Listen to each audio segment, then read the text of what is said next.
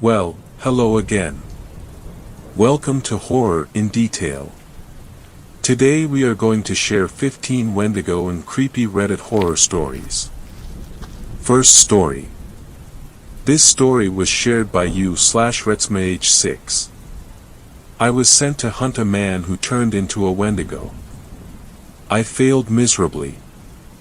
Alright, I'm not much of a writer, but I've been stuck for hours and I'm bored as hell, so here goes nothing. I'm part of a team that captures, but mostly kills, monsters. And when I say monsters, I mean legitimate monsters. Stuff like chupacabras, manticores, werewolves, and so on and so forth. We're not unique, not by any means. There are hundreds of teams dedicated to the same thing all over the world. And my team isn't necessarily the best one out there, but we're good, and I trust my teammates with my life, all four of them. We've been on dozens of missions, and I used to think that we were prepared for anything. But now, one of my teammates is dead, and the rest of us are injured and stuck in the back of an armored truck with a 3-meter-tall Wendigo screeching outside. I'm going to be stuck here for the foreseeable future, and my teammates are all unconscious, so I've got nothing but time. I guess I'll start with how I got into this business, and how it works. It'll explain how I got into this mess. I was in the military, not going to say where, and I was good. Extremely good. Incredibly gifted in terms of both physical and mental strength. Good with weapons too. I never thought it would really mean much. Where I come from, the military is conscription-based, which basically means that, if you're a man, you're mandated to drop everything and serve in the military for 2 years. If you don't go to the military, you go to jail instead. Fun. I figured I'd just serve my 2 years, finish, go to university, get a degree in mechanical engineering, and live out the rest of my life. I thought all my military accomplishments would serve for nothing but just an interesting tidbit about me. But clearly, that wasn't the case. Just a few weeks before my 2 years were up, I was pulled into a room, which I never knew existed, and I was immediately met with some of the highest-ranking officers I've seen in my life. Initially, I thought they found out about the empty shell casing I smuggled out from a live firing for a souvenir a couple months ago, and I was bracing myself for a court-martial and a trip to the detention barracks. Hey, I never said I was good at following rules. But that wasn't the case. They told me how impressed they were by my performance, and they were transferring me to a special team based in another country, one whose name I've never heard of, made up of elite soldiers from all over the world. I would go there and continue training for another 4 years, and I would actually be sent out on real military operations. And I wasn't allowed to say no either. Initially, I was pissed. I had dreams, aspirations. Stuff I actually wanted to do. Not to mention I had just got a girlfriend, and we were still in the honeymoon phase. The idea of just dropping everything and being forced into military service, again, was maddening. That, and the whole real military operations thing. I mean, sure, I could hit 100% of the targets at the firing range, do 95 clean push-ups in a minute, and run for kilometers with a 15-kilogram bag strapped to me, but that doesn't necessarily mean I could fight terrorists or anything. I wanted to argue, make them change their mind, think I wasn't a good fit for it. Maybe even tell them about the shell casing. But before I could voice my protest, they showed me the pay. Oh my God, the pay. So much money. And they promised it would only go up. Now, where I live, the cost of living is high. Very high. Not to mention, I was a little money hungry at the time. I didn't want to become an engineer for the sense of accomplishment, if you get my meaning. So not only did I need the money, I wanted the money. I had a lot of stuff to pay for. I would have to get a house, a car, and a wedding ring for the girlfriend. Yes, I was planning on proposing. Oh, and also steroids. I take steroids. So, I went along with it. I got all my things together, hugged the parents, kissed the girlfriend, had one last drink with the boys, and went off to another country. Went to a base in the middle of nowhere, with a team made up of 20 people. Yup, the whole base for 20 people. I can still hear the Wendigo screaming. It's very distracting, just so you know. Back to the story. And then the training started. It was brutal. Way worse than anything I've ever experienced. At least in the regular military, safety is a concern, albeit not a huge one.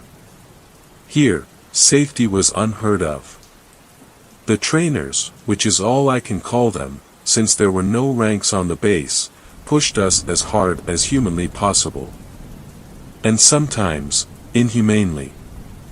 Once, they gave us no food for a week. Another time, they snuck into our bunk, and turned off the safeties on our guns. We had live rounds loaded, by the way. We were supposed to keep our guns loaded and with us at all times. We got screamed at for hours for that one. They said if we were real soldiers we wouldn't have let that happen.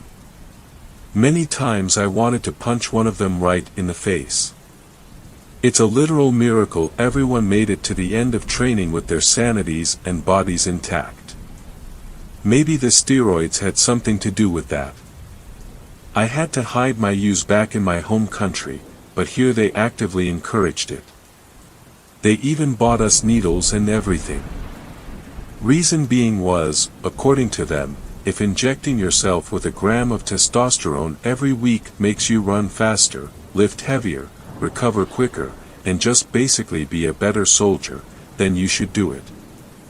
At the end of training, we were briefed on our operations too.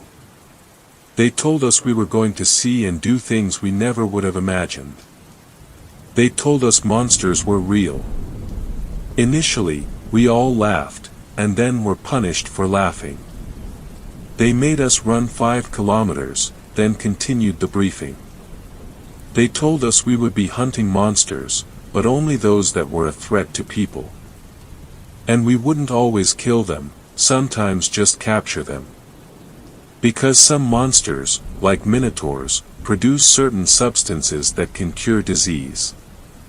Meanwhile, peaceful creatures, like Sasquatch, would be left alone. All of this said with a straight face. I still thought it was all a big joke. I mean, who wouldn't, right? But then they showed us videos. I still remember them, frame for frame. Monsters eating people, tearing people apart, nightmare stuff. And not to mention the video quality. You can't fake stuff that well. They sent us on our first mission a week after. Put us on a private jet and flew us off to Japan. Said we were looking for something called Gashitakuro. Supposed to be a giant skeleton that eats people. Which I mean, how do you keep the public unaware of something like that? A skeleton as big as a tree, just walking around, straight out of Clash Royale, what? So I clash a little. Big deal. I've got to hand it to the cover-up guys, they don't get the credit they deserve. We found it eventually. 2 of them, actually. Wasn't hard to be honest. They were over 20 meters tall in the middle of a rice field. According to legend, these things were supposed to only attack lone travelers. The village they had just massacred said otherwise. They saw us, let out a bellow, and sprinted straight at us. We ran straight towards the nearby tree line, hoping the oak trees would impede the monsters. One guy wasn't so lucky. He was always the slowest during group runs. He got snatched up, and the skeleton just bit his head clean off. At least his death was instant. Thank God for that. Speaking of instant deaths, I can still hear that Wendigo shuffling around outside. Maybe I should speed up my writing a bit. We took down both of the monsters with rockets. Now, according to folklore, from hundreds of years ago, the Gashitakuro are supposed to be invincible. But they didn't have RPGs hundreds of years ago, did they? When all you've got is a spear against a skeleton 15 times your size, it's going to seem invincible. Props to people from ancient times. I don't know how they survived against these things. So that was my first encounter with the supernatural. We went on a lot more missions after that. Eventually, as we got better, we started getting split up into smaller teams. I started to actually enjoy it. I was only interested in money in the beginning, but a sense of accomplishment started coming with it. I remember the first time I really felt proud of what I did. We were in some town in Greece, with a really small population, less than 10,000. There was a manticore absolutely demolishing the place. It was tearing its way through a row of houses when we came across it. Busting through a wall while a family on the other side was screaming for help. We took it down, and went to check on the family. There was a little girl, who couldn't have been more than 6 years old, who ran up and hugged me. My heart melted a little, I'm not going to lie. I've always been fond of children.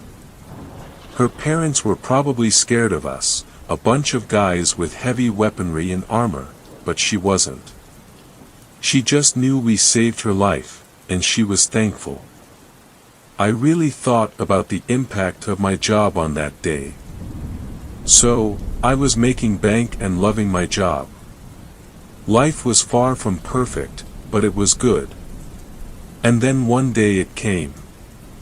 The mission that screwed up my entire life. We were sent off to Canada. There was a confirmed Wendigo presence in a forest very near a town, and people were starting to disappear. We had to take it down ASAP. Not a capture, a kill. Now, this Wendigo was particularly interesting. It used to be a human. That's pretty rare, apparently. Most Wendigos were made by a spirit in the sky or something, and the real ones are a lot stauncher than the people who become Wendigos. This specific Wendigo used to be a guy named Ned Terrell. He went off into the forest with his girlfriend, ironically, to look for a Wendigo, and they got lost in a blizzard or something. Then a few weeks later he turned up and started eating people. A bunch of doctors just figured he lost it and they locked him up. They said he had convinced himself he was a Wendigo, and that it was best for everyone that he stay locked in his room for the rest of his life. He even wrote a letter, pretending he was a Wendigo that got captured by humans. You can read it here. Creepy stuff. But the thing is, Mr. Terrell wasn't so crazy after all. A couple months after they locked him up, the doctors noticed something. He was growing. A lot. Now, Terrell was already a pretty big guy. About 2 meters, if I remember his profile correctly.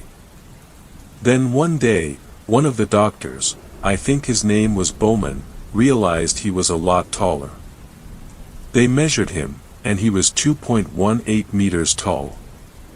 A while after that, he was 2.34 meters. But even though he kept growing taller, he kept losing weight. Started at svelte 80 kilograms, he was pretty underweight after living in the forest and eating people for a couple months, and ended at 56 kilograms. And he kept getting stronger too. One day he leapt at the guards and took a chunk out of one guy's arm. Thank God for tranq darts. They hit him with enough stuff to take down an elephant.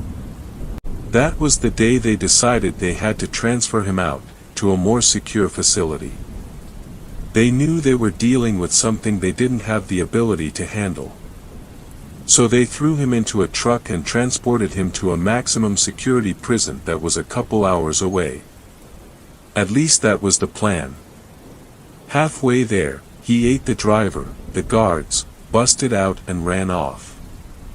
Pretty soon, reports of a giant emaciated man running through the forest and roaring his head off reached us. We sent a scout, who identified it, or I guess him, as a Wendigo, and my team was sent in. Now according to legend, humans can turn into Wendigos when they choose to resort to cannibalism instead of starving, or they can be possessed and forced to commit cannibalism by Wendigos. Which one is Terrell? Personally, I'm hoping he's the second option. At least that way, he dies with his humanity intact. The sounds outside have died down a little. Mr. Terrell must have gotten bored. I can relax a bit. We went out into the forest, the 5 of us. Body armor, assault rifles, grenades, rockets, all of it. We thought we could take him. We could not. It started off so slowly. We found its tracks and started following them. There was a blizzard going on, which is apparently something Wendigos can do. There's a blizzard going on now actually, but my team had no problems. We followed them in our armored truck for an hour or so. Then all of a sudden, it was just on top of us. Never saw where it came from. Unbelievable speed. It tore my teammate out of the driver's seat and swallowed him whole. He was a big dude too. 1.9 meters tall and built like a young Brock Lesnar. Just got swallowed up, starting from the feet. He screamed the whole time too. I'll never forget it. The Wendigo just unhinged its jaws and leapt on him.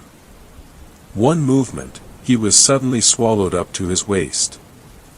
The truck crashed and the rest of us jumped out and ran for cover, I'll admit it. Even professionals get scared. We just watched our teammate get eaten. Took a while, too. He was screaming and begging, one arm pinned to his side, and the other flailing around. He had broken the #1 rule, always have your gun loaded and with you, so there was nothing he could do. It took us a few seconds, but we opened fire. The Wendigo was squatting on top of the truck, its jaws now around the guy's chest. We killed our teammate, but he was dead anyway, we just granted him mercy. We emptied our mags at that thing, and we only hit it twice. Visibility was poor due to the blizzard, and like I said, it was fast. Seriously, faster than anything I've ever seen. It stood up, and it was huge. Absolutely dwarfed us. It was thin as a rake too, ribs nearly tearing through its skin, skeletal arms, kneecaps very visible. I saw a photo of a family of Indian villagers during the Madras famine once. It looked just like them. Very human looking. Just looking at its face, you would think it was just a starving man. I saw a picture of Mr. Terrell, back when he was a regular guy. You could definitely tell it was him. It tipped the truck over and sprinted straight for us, lashed out, tearing through our armor like it was cardboard. One of us, I don't even remember who, got a grenade off. Unfortunately, not a direct impact, but still made it back off for a while at least. We jumped straight into the back of the truck and put it into lockdown mode. If you're slow and can't figure out what lockdown mode does, it locks the truck down. Metal covers sliding over the windows, a bunch of electronic locks, makes it a fortress. Unfortunately, it also prevents it from driving, because the wheels withdraw into the body. The Wendigo started slamming on the doors, but it couldn't get in. It's strong, but not that strong. So that brings us back to where we started. I sent a distress signal out a while ago, but I got no response. The blizzard may be blocking our communications. The snow's coming down really hard. It's freezing, even with the truck's heater. I'm really hungry for some reason too. I can't have been here for more than a couple hours, but I'm absolutely starving. Even the time I didn't get food for a week at base wasn't this bad. I'm ravenous. But there's no food. And I sure as hell am not going out there. I won't make it very far. My teammates are still out for the count. I don't really know what to do now. I can't hear the Wendigo, but as long as the blizzard's here, I know it's out there. There's a video feed of the outside, but I turned it off. I need to conserve energy. The last I saw the Wendigo, it was eating the snow my teammates' blood spilled on. This thing leaves no traces. It would probably lick blood off the walls if it could. It can't get in, but I can't go out. The situation seems pretty hopeless. But hey, if you're reading this, that means I made it out. I'm typing on the Notes app on my phone, so the only way for someone to see this is if I get out of here. I'm going to take a little break and think about what to do now. Goodbye. Hey guys, I found this story on a phone in the back of a wrecked truck I came across while hiking through the woods. I called the cops as soon as I saw it, but I snooped through it to find any valuables, sorry, and I found this. What do you guys think? It's probably just some BS, right? I mean, there aren't any bodies in the truck, or blood even, which, if this is real, should be the case. There was a really heavy blizzard a day ago, but that's just regular Canadian weather, right? Wendigos and monsters, they're made up. Right? Maybe some aspiring writer crashed and decided to just type a story while he waited for help, then just left his phone and walked away. That doesn't make sense. And the truck was crazy, it was more of a tank than a truck. I don't think writers would really drive stuff like that. And there were a bunch of weapons too. I didn't touch them though. I'm wearing pretty thick gloves, but I can't risk getting any of my DNA on a firearm. I'm out on probation right now. There were prints leading away from the truck at least. Only one set though. And they were huge, I mean seriously. This guy was big. Barefoot too. I hope he made it out alright. I'm walking back to my house while typing this. I still don't know what to make of it. The only way it adds up is if the story is real, but it can't be, right? I mean, I would have seen something by now. Whatever. I already told the cops and they're on the way. They'll figure it out and I'll read about it in the paper tomorrow. I'm just going to focus on getting home now. It's starting to snow pretty heavily again, and the wind's picking up. I hope it's not a blizzard. Second story. This story was shared by you/Prime84. Wendigo 1860. Tim points his gun and whispers, "I see it, but it doesn't see us." I snapped Tim, "We don't have the time nor the resources for this, let's go before." That was when the it in question, a Wendigo, pointed its head straight up with a crack and began to sniff the air before twisting and writhing unnaturally with the sounds of a million bones snapping. I was drawn out of my awe when Tim's gun went off, and in an instant, the beast leaped towards us, only missing us 'cause I pushed Tim behind a tree. Sometimes I get ahead of myself. I was a small-time bounty hunter, and Tim he was a bartender and self-proclaimed master tracker. I'd take him along with me for jobs that I couldn't handle alone. The only problem being, he was a bit of a hothead. Never seemed to be too much of an issue, till he tried taking pot shots at something darn near bulletproof. Anyhow, after I pushed Tim behind the tree we got to scurrying like a couple of raccoons that was just hit with a broom.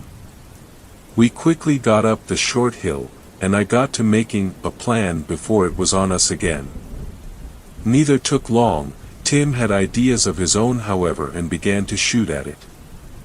The creature was on him instantly, and it pulled back its arm when I shot it, getting its attention.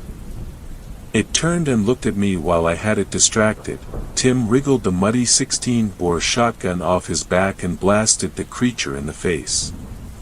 It stumbled back off of him stunned. At that moment I grabbed my rifle and shot it again. It leaped for me and I dove behind a fallen tree. The creature landed hard on a large portion of a tree, getting impaled. Now the way I got this odd job wasn't exactly normal. One day while pursuing a shop, an old man approached me.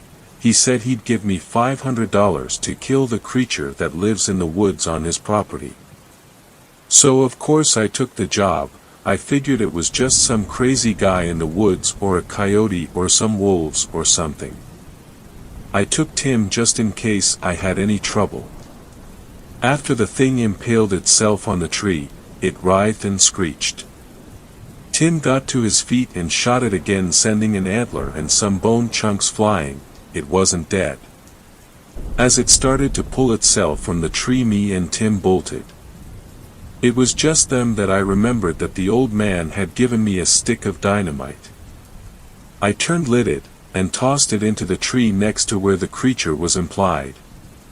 Just as it pulled itself from the jagged stump, the large oak fell, trapping the creature. We ran and we didn't look back. When I returned to the old man's shack, there was a note with $500. The note said, "Thank you for freeing me of this burden." I never saw the old man again. Third story. This story was shared by you/just the 20%. I think it was Bigfoot. 2 weeks ago I considered myself a reasonably skeptic man.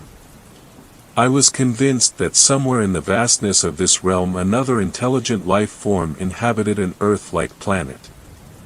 Whether or not said beings have visited us was up for debate. Even though I had never personally experienced anything that could be considered paranormal, I had heard enough stories to leave open the possibility. On the contrary, the notion of the Loch Ness Monster, Bigfoot, Yeti, Mothman, and crypto things alike was laughable. As I lay in this hospital bed, crippled, in pain and in fear, my view on monsters has drastically changed. I work night shift security for a company that had been experiencing significant vandalism.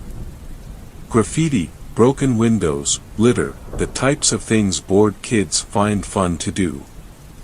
The building is located on the outskirts of a small suburban area. The back side, shop area, of the property faces a set of train tracks, a little traveled highway, and a vast forest beyond the road. The front was offices, where I spent most of my time. My duties basically involved watching TV and playing video games while keeping an ear out for any mischief outside. Once every hour I would take a stroll around the perimeter of the building. The first few months were the most eventful. It was rare that a night would pass and I didn't have to chase some kids off. A few times these encounters got a bit dicey. I'm not a gun person, so this led to me bringing my German Shepherd pup, Shu, to work with me. He is named after Michael Schumacher. Once the hoodlums realized that my dog didn't like strangers, they stopped coming around. The job became a breeze for a while. And then some strange things started happening. It all started 3 Thursdays ago. It was raining that particular night. I don't make the rounds as much when it rains as I figure nobody really cares to be out in that crap. I was working a typical 10 p.m. to 7 a.m. shift and the 2 previous perimeter checks were uneventful. I donned my rain gear and headed out for a 4 a.m. check. As soon as I stepped outside, I was greeted by a horrific odor. A combination of feces, wet dog, and a dumpster on a 100-degree day raped my nostrils. I don't know if it was the smell or what, but Shu was hesitant to leave my side. Unusual behavior for him. As we made our way around the building, the smell still piercing our noses, my flashlight picked up the reflection of something in the grass. It was a blood trail. Shu led the way along the path. Ultimately, we discovered a deer carcass. It was absolutely torn to shreds, blood and guts everywhere. Both of its hind legs were missing. Once morning came around, and the evidence was brought to the building's owner attention, we both agreed it was most likely some type of a prank. We buried the remains in a hole in a far corner of the property. The next night was clear but crisp. My rounds occurred more frequently. Everything was normal until around 2 a.m. It was somewhere around 2:45 when Shu started freaking out. He was barking incessantly, and I couldn't calm him down. I walked into the shop area and immediately heard what sounded like heavy footsteps coming from the roof of the building. A brief check around the building revealed no ladders or any other means of accessing the roof. That smell from the day before was lingering, although nowhere near as pungent. Besides my personal account, no other evidence was able to be reported to the owners. Saturday night was uneventful. Sunday evening would change my life forever. After a fairly anxious but boring 3 hours, I hear a window break. Shu is scratching at the door before I can even get to it. It sounded like a back of the building occurrence, so we quickly made our way there. Everything appeared normal. No kids, no pranksters, nothing. Then Shu took off in a dead sprint. He ran straight towards a small grove of trees separating the property from the train tracks. As I yelled for him to come back, he froze in his tracks about 10 feet from a cluster of 4 or 5 trees. A large, muscular arm reached out and encased his head in its palm. A quick jerk of the wrist and Shu's neck snapped like a twig. Horrified by the sight, I let out an audible gasp. Whatever this beast was, it immediately focused its attention in my direction. There are 3 entrance points to this building, the nearest 2 are locked. The only unlocked entrance point would require me to run between this monster and the door. Since it was dark, I figured I could make it. I started sprinting. I made it about 25 to 35 yards before I felt a tug on the back of my shirt. The strength of the grip rendered me unable to escape. I fell to the ground. My heavy breathing only served to drown out the thunderous beating of my heart. I managed to gather my bearings only to realize I was being mounted by something. I suppose it took my mind a while to comprehend what my eyes were viewing. I was being pinned to the ground by an ape.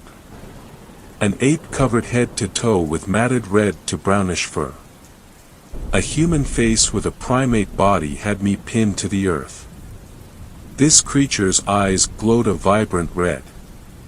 We locked eyes, and it was at this point I came to the conclusion this beast was about to take my life. I vaguely remember trying to kick and punch my way out of this thing's control. My attempted recourse proved futile. My last memory is a bit clouded, but I can clearly recall looking this thing eye to eye, and feeling a certainty of death. The giant beast picked me up and hurled my defenseless body against a tree. 20 to 28 feet up, the tree snapped in half. My helpless body served as an unsuccessful saw. I assume a Sasquatch is what broke my back and has left me confined to this hospital bed. My vertebrae lost its battle against said lumber. Bigfoot is real. Bigfoot kicked my ass. I'll never forget that smell. I'll never forget my eye contact with a creature spawned straight from the depths of hell. I miss Shu, and I miss my innocence. Fourth story. This story was shared by u/Nzamstar. The Yeti of the Mammakus.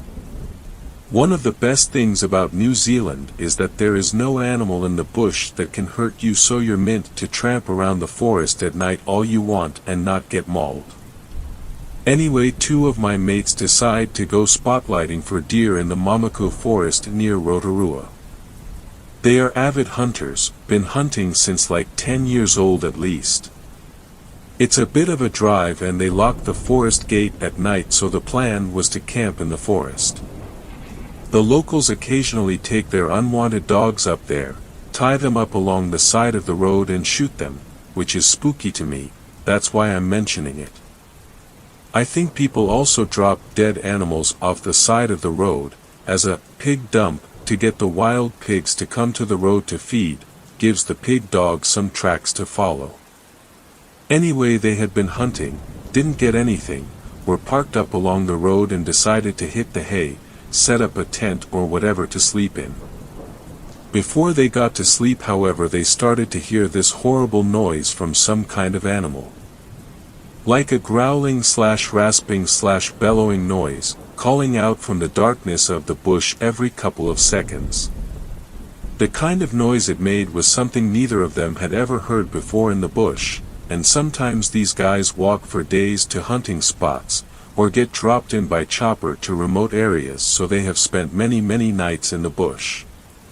It wasn't even during the roar, mating season when the deer roar. They lay there trying to figure out what kind of animal it was, and the noise got louder and closer. It dawned on them that the noise being made could not be from a deer, or a pig, or even a human, because the noise was so loud/strange that the lungs driving the noise had to be larger than any animal they could think of that would be in the bush. They could hardly even describe/recreate the noise, it was so strange. At this point they were starting to get freaked out. They loaded the gun back up and decided to see if they could find the source of the noise. They started to track towards it, one person holding the gun, the other with the spotlight. Unfortunately, the bush towards the noise was too thick, which cut down their visibility to like 5, maybe 10 meters. This would obviously present a tactical disadvantage if the thing decided to charge them through the bush. So they ended up tracking back through the bush to road. The noise still didn't stop, so they were like, fuck this, and slept in a car with the gun loaded. I think eventually the noise stopped and they were able to get some sleep, got up in the morning and came home. To this day they have been unable to think of any animal in NZ that could produce such a noise. Fifth story. This story was shared by u/RealGhosts25. The Wendigo learned to tell time on Thanksgiving. I know what you're thinking. A mythical spirit being able to tell time isn't necessarily a bad thing. I'm here to tell you it's necessarily a bad thing. A horrible thing, in fact. Without the ability to tell time, the Wendigo would strike randomly, out of nowhere, maybe going decades or centuries without attacking. But maybe I'm being too naive. Maybe the Wendigo has made me naive, cloaking its murders in various, everyday seeming tragedies. I live out in the country, miles away from the excitement of city life, of neon sin shrouded in innocent novelty. Somehow, though, the chaos of city life found me. My father told me as long as you stay in the house you've lived in all your life, nothing could harm you. Like a fool, I believed him. I followed in my father's footsteps, and it led to my ruin. A kindly neighbor, Joe, moved in next door, although next door is a bit misleading since acres separate humans from each other out here. He was younger, spry, and full of beans.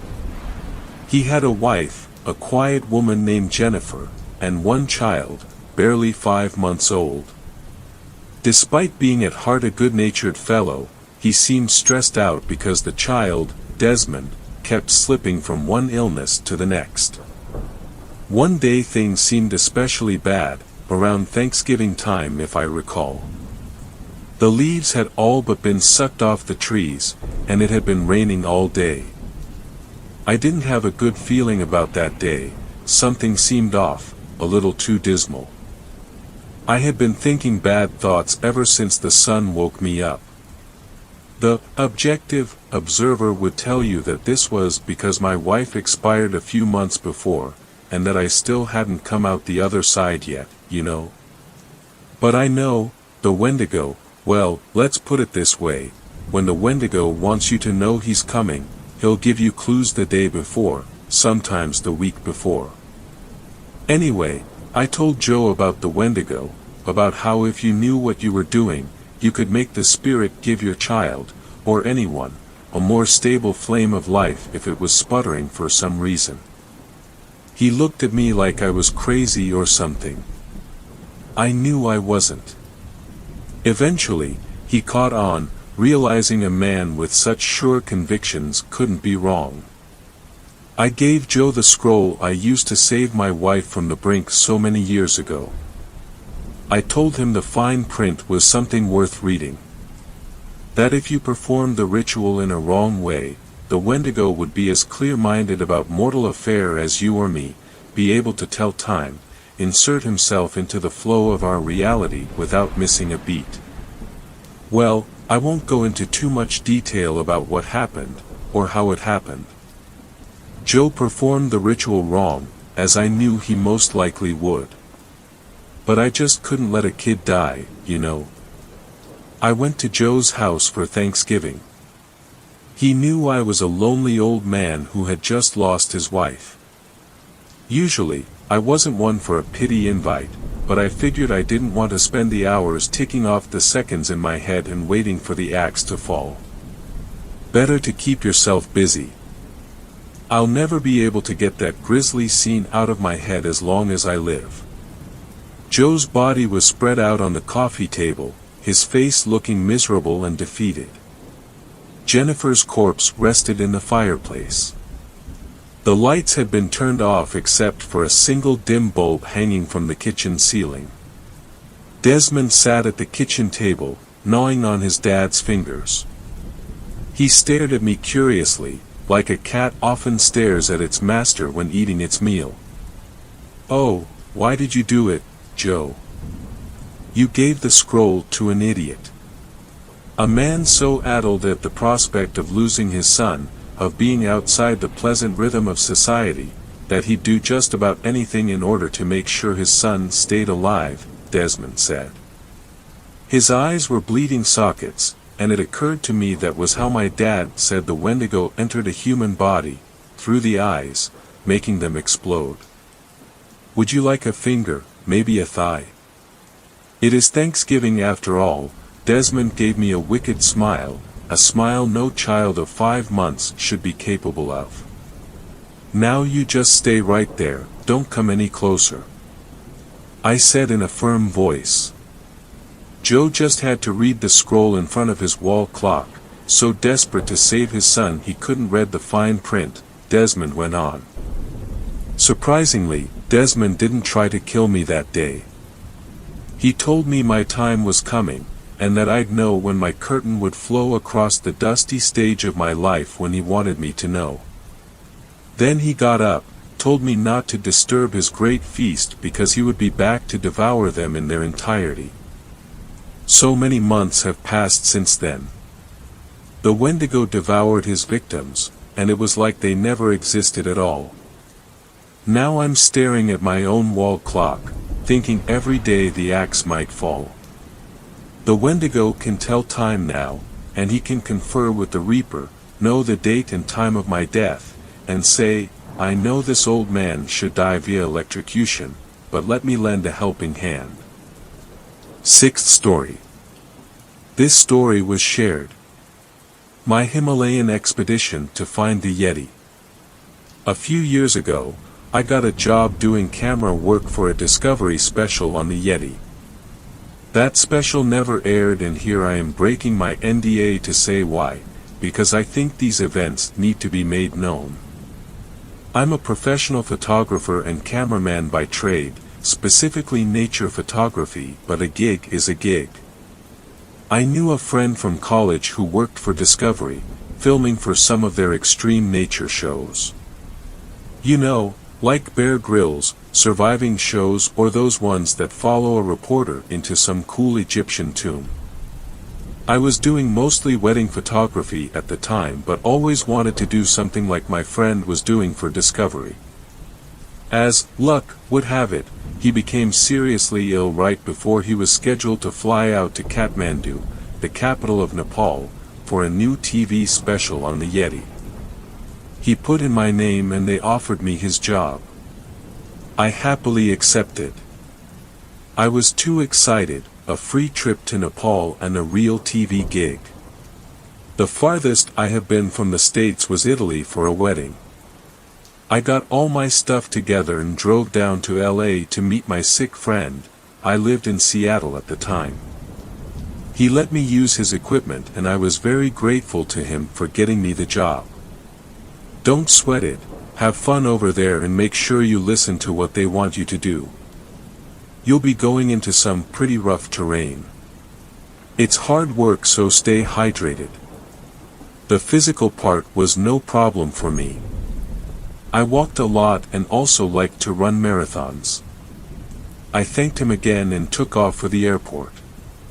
The plane ride was long, really long, but otherwise uneventful.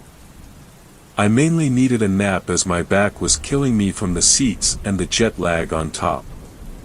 At the airport I met the others in the crew. There was one other cameraman, Willie, who knew my friend from back home. Then there was the show's host, an Aussie named Rob, and Rob's assistant producer, Karen. I have to tell you guys, as soon as I got out of the airport I felt like I walked into a wall of pollution. The city Kathmandu is huge, dense, smelly and noisy. Nepal borders India, so if you've ever been there, or seen places like Delhi on TV, Nepal is not much different. Willie, who was also Filipino and blended in better with the locals, hailed us a cab. We all went to a Western hotel. Karen informed me that she would be staying at the hotel, and we would be meeting a local guide she arranged for us. The rest of the day I mainly walked around near the hotel, ate some local food, took some photos with my own camera. Me and Karen were the only ones still awake at this point. I still felt wired despite being exhausted from the flight, so we walked down a bit to a nearby square we heard some music coming from. There was about 20 or so people there crowded around this Nepalese man who was dancing in a circle while some other men played drums and an instrument I couldn't name. It was some sort of flute. The dancer was wearing a golden silk gown and a papier-mâché mask. The mask was interesting, as it looked like what you'd see during Chinese New Year. Painted bright red, with intricate yellow and green patterns surrounding orb-like white eyes and two long fangs that slanted outward from the mouth hole. The mask also had long bright red hair that covered the dancer's head entirely, so all you saw was the mask and his body. Karen was able to speak a bit of Nepali, and gesturing to the dance she asked one of the drummers what the mask was. He looked confused at her poor Nepali for a moment, then laughed and simply said, "Lucky." Later at the hotel, I googled, on the brutally slow internet, what a Lucky was, and apparently it's some sort of demon from Nepalese folklore that protects townspeople. I shut off my laptop and then managed to get a nice long sleep. The next day we met our guide Sherpa, Harish. He was from a village about 8 hours northeast of Kathmandu, going up into the Himalayas. We put our equipment into a rented truck and then up we drove through the city, then the poor slums/suburbs beyond before finally mountainous farmland. Rob got Willie to film him interviewing Harish for a bit as he drove. Harish told us he had seen glimpses of the Yeti as a boy and the beast left footprints in the sand near rivers and streams. Many of the villages near him had reported sightings too, but often some kids go looking in their own, he says, but mostly they get lost out in the dense mountains jungle. Sometimes they will come back with scratches and bruises, usually from falling, tripping, or even sometimes bites from snakes. Harish continued explaining that the local legends of the Yeti became world famous when Western explorers began coming to Nepal for exploration mainly around the early 20th century. The myths exploded as more mountaineers came hoping to see a glimpse of the Bigfoot cousin on their climb up the various mountains, the most famous obviously being the Everest. Harish claims the Yeti exists but understands why many Westerners and even those from the cities are more skeptical, because there are other great apes like orangutans in the jungle which people could think is the Yeti. We stopped filming and let Harish drive. It takes us almost all day and it was not a pleasant ride. Most of the roads were little more than dirt paths and some spots were very high up, overlooking gorges with nothing but flimsy aluminum barriers to protect your vehicle if it careened off the road. We reach his village at about 9 p.m. local time. I was expecting some wooden hut village like you saw on TV, but this village was more like a small town. They had power, concrete buildings, and a few paved, albeit poorly, streets. Most of the buildings though were shanty huts, with aluminum ceilings and wood or old concrete as walls. Harish took us to the only hotel in town, which was a simple 2-story motel. We agreed to meet early in the morning, around 5 a.m., since Harish said that was the best time to potentially get a sighting. The hotel room was what you would expect from the third world, a bare-bones mattress that was right on the ground, a hole in the ground with a plastic cover for a toilet and a hose with nozzle for a shower. Luckily the motel restaurant served some decent chicken. I managed to get a few hours of sleep, but slept in my clothes as the nights got very cold that high up in the Himalayan foothills. I woke up and met the crew bright and early. Harish drove us a bit away from the village, but not too far as we'd have to go the rest of the way on foot. He said most sightings are near a stream that runs at the bottom of a gorge. However, the Nepal government was building a dam just north of the village and most of the river was dried up, so we could walk along the sandy banks. The river was not far from the road, maybe 15 minutes walk through the jungle. I could see what the dam was doing to the gorge. The water was confined to a small stream in the middle of what must have once been a great river. On either side, as Harish said, were sandy banks and rocks. Me and Willie began filming at this point and we began trekking north. In either side of the gorge were steep tree-covered hills and you could see in the distance the first mountains of the Himalayas. Every so often we would stop and Harish would explain to Rob a bit more about the Yeti and Rob would relay his own opinions as well. Harish would point out various animal tracks, including bears and even a tiger, so we had reference for when he showed us the real Yeti footprint up ahead. We trekked on for what felt like an hour, following the dried-up river bank. My friend back home was certainly right about it being tough terrain. I consider myself pretty fit, but even this was getting tough as we kept going uphill. Eventually we hit a turn in the river marked to my right by a steep cliff face. Harish beckoned us over to show some sort of ape-like footprint in the dried river sand. I kept filming as Rob asked some questions about how the villagers found it. Could it just be a regular ape/orangutan, that sort of thing. The footprint was pretty odd though, even if it was an orangutan. It was about the size of a bear's but definitely humanoid/apish in shape with 4 toes and a larger opposable toe. We took photos of the print and then used the opportunity to have a lunch break. The footprint was weird but interesting, I thought at the time. Looking back, this is where I wish we had stopped. After lunch, Harish told us that the Yeti is probably an undiscovered ancestor or relative to apes. He says it likes to live in caves, and has evidence. The cave mention was given to Karen, who told Rob, weeks ago, so it was no surprise to Rob. These nature productions are all generally scheduled well in advance with guides, so there are no surprises. We packed our stuff and began to hike up into the jungle towards this cave, up the steep terrain near the cliffside. When I thought the hike up the river was tough, I hadn't experienced a real hike yet. Back home I would hike around Seattle and near Portland when I would visit my parents, but trails cannot compare to walking through unexplored Himalayan jungle bush. Not to mention I had 60-odd pounds of A/V equipment on my back. The jungle is certainly a unique place though.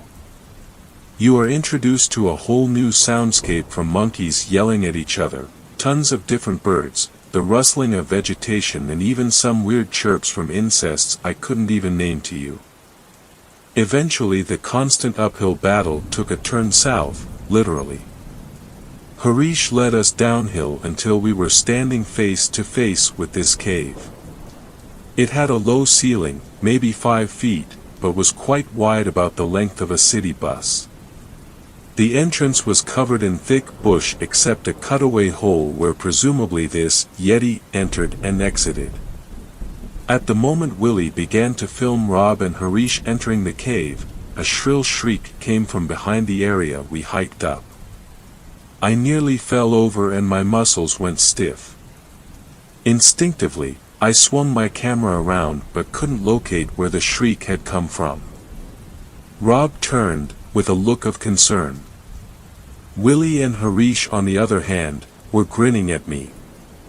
Willie had his camera pointed into the treetops and was holding back a laugh to keep his camera steady. "Look up there," Willie said, pointing up. I followed his gaze to see a small brown monkey hanging from a branch. "Howling monkey. Haha, looks like you saw a ghost, nah." The anxiety in me slowly let down as the monkey screamed again right at us a couple more times before taking off into the treetops. I must have let out the biggest sigh of my life and we turned to go into the cave. Rob interviewed Harish again before entering. Harish said some local boys found this place and they saw the Yeti leaving the cave. Rob made a little joke and then we went in the cave. As you would expect, the cave was pitch black. Good thing we had lights on our cameras in addition to night vision. The cave didn't seem to go that far back, but it was difficult to tell. The ceiling seemed to get lower and lower as you went in. Rob was walking sort of backgrounds, talking to the camera as he spoke about the history of the Yeti sightings, that sort of thing. We started having to duck our heads as the ceiling kept getting lower and the light from the entrance grew smaller. We were maybe 30 yards in. Rob was talking. The first Western sighting of the Yeti was in 1832 when he stopped as his foot hit something. He mumbled and turned to see how big the rock was to move around it. Only when he turned and shined his head light on the ground his foot had not hit a rock. I could see trough my camera a humanoid mass on the ground, like someone in the fetal position. "What the fuck, it is a man," Willie exclaimed. Rob jumped back and Harish went to go see what was wrong. He turned the man over, who was completely naked and covered in filth. Harish looked up at me. The man was clearly a Westerner. He had a shaggy beard, was very skinny and looked extremely dehydrated. He was still alive though, mumbling something and holding himself. There were 2 small holes in the side of the man's, like some sort of bite. A bat maybe? We were in a cave and the man had clearly been here for some time.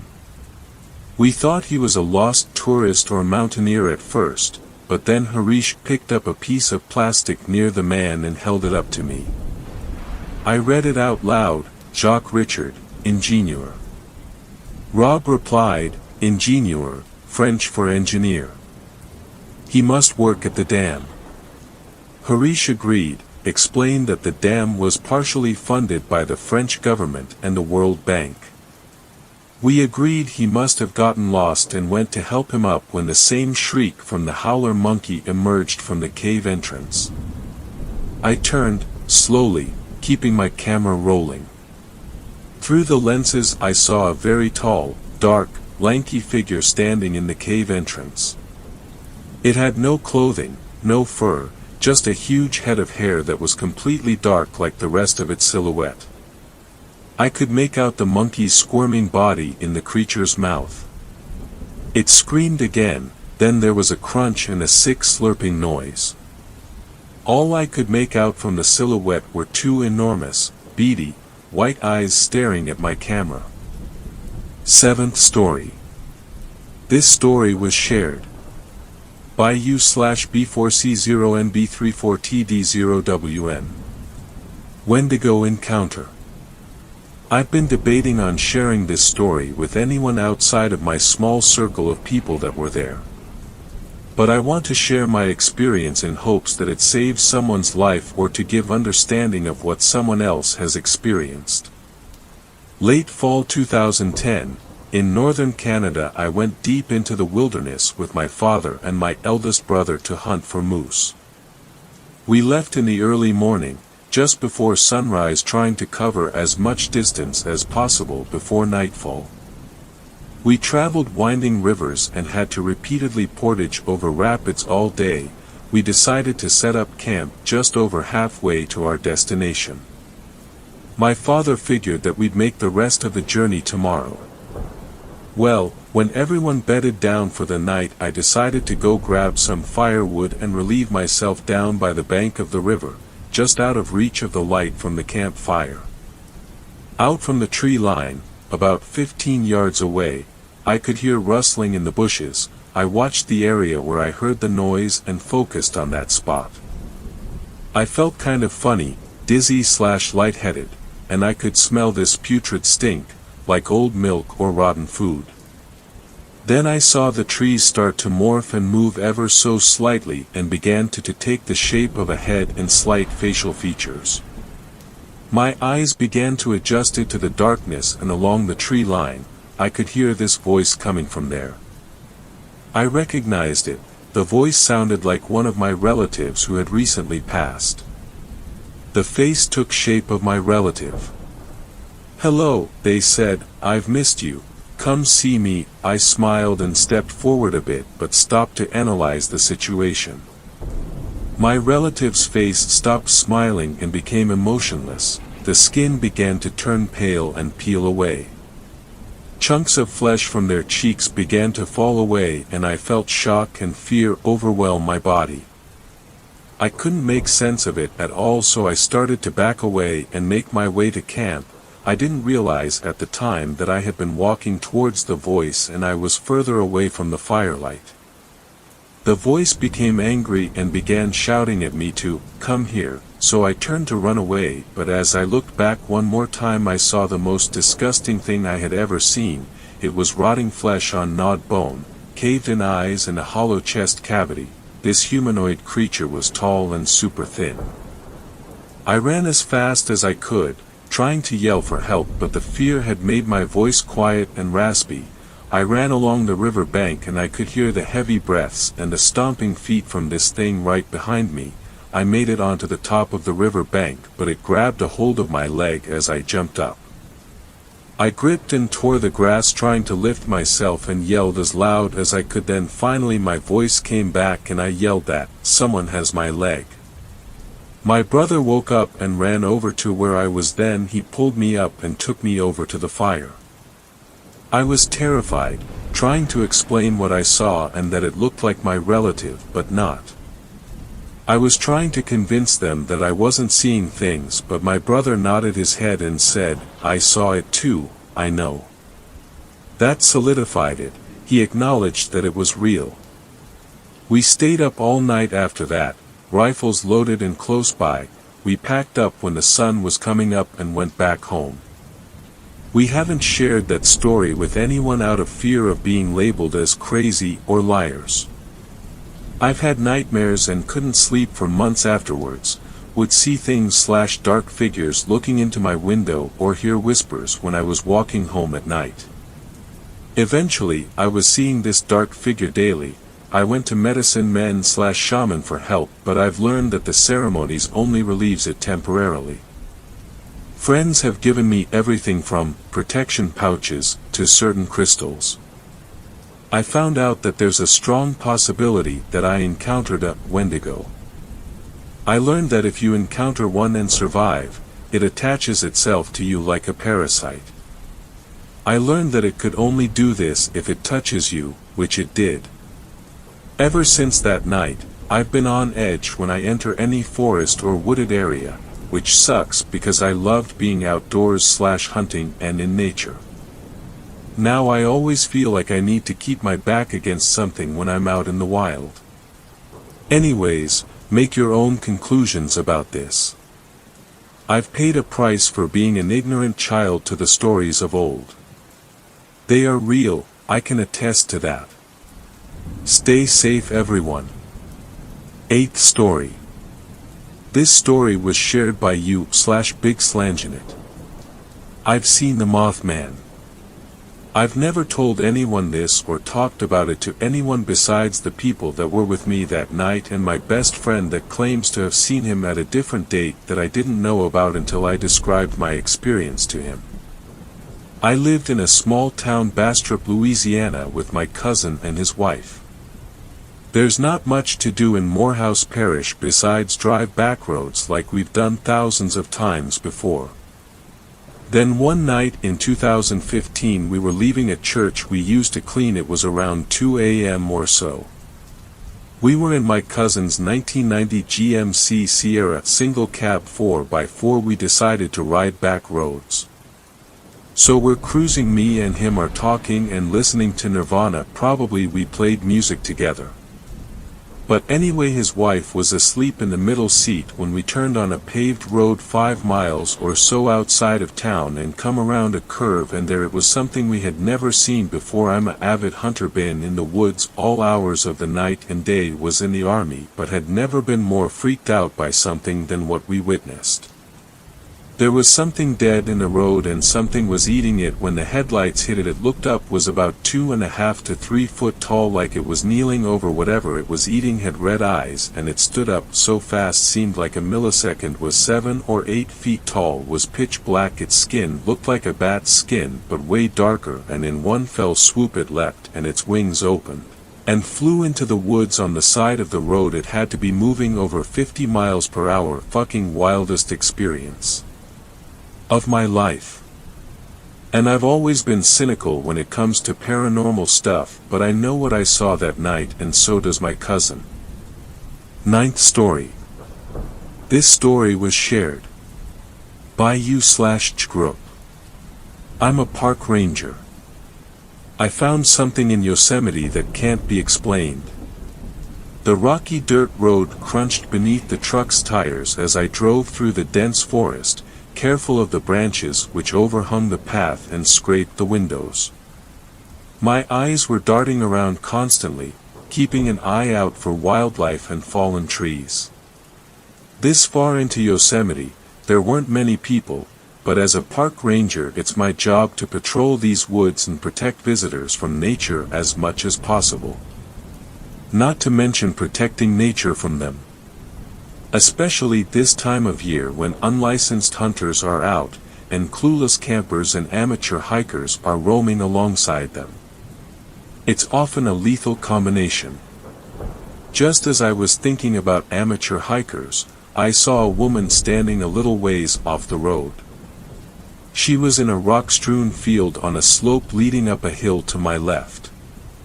Despite the fact that we were out in the middle of nowhere, she had no hiking equipment, no backpack, nothing. As I got closer, she saw me, but began to walk away, marching up the rocky slope. This far out in the middle of nowhere, I expected a wave or a hello at the very least. Most of the time if you're out here on foot you don't see anyone for days at a time. "Hey, miss. Are you okay?" I yelled, worrying she was suffering from exposure. Sometimes people get lost out in these woods and by the time you reach them they're nearly catatonic. I'd seen it before, men and women with 1,000-yard stare. She didn't respond, instead continuing up the slope until she reached the top. Then she disappeared into the tree-line. The woman's face looked familiar, I realized, and pulled up a file on my laptop. It showed people who had been reported missing in the area. It took a minute, but eventually I found the woman's file. There were photos that matched the person I had just seen exactly. Except her clothes were different. And the woman had been reported missing 8 months prior. She should look considerably worse, I thought, especially considering her lack of supplies. These woods were harsh, brutal wilderness. Even experienced hikers and hunters had become lost in the area and had died from the elements. I quickly called into the station and told them what I'd seen, then grabbed my backpack and took off on foot, running up the rocky slope towards the trees. If she continued at the pace she'd been moving, I had a good chance of catching up with her. At the top of the hill I managed to find her tracks. I followed them into the woods, tracing a path through the trees. For almost an hour I followed her path through the forest, becoming more and more convinced that I should have caught up with her. I realized something was wrong, and I had lost the trail. It was like the woman had vanished.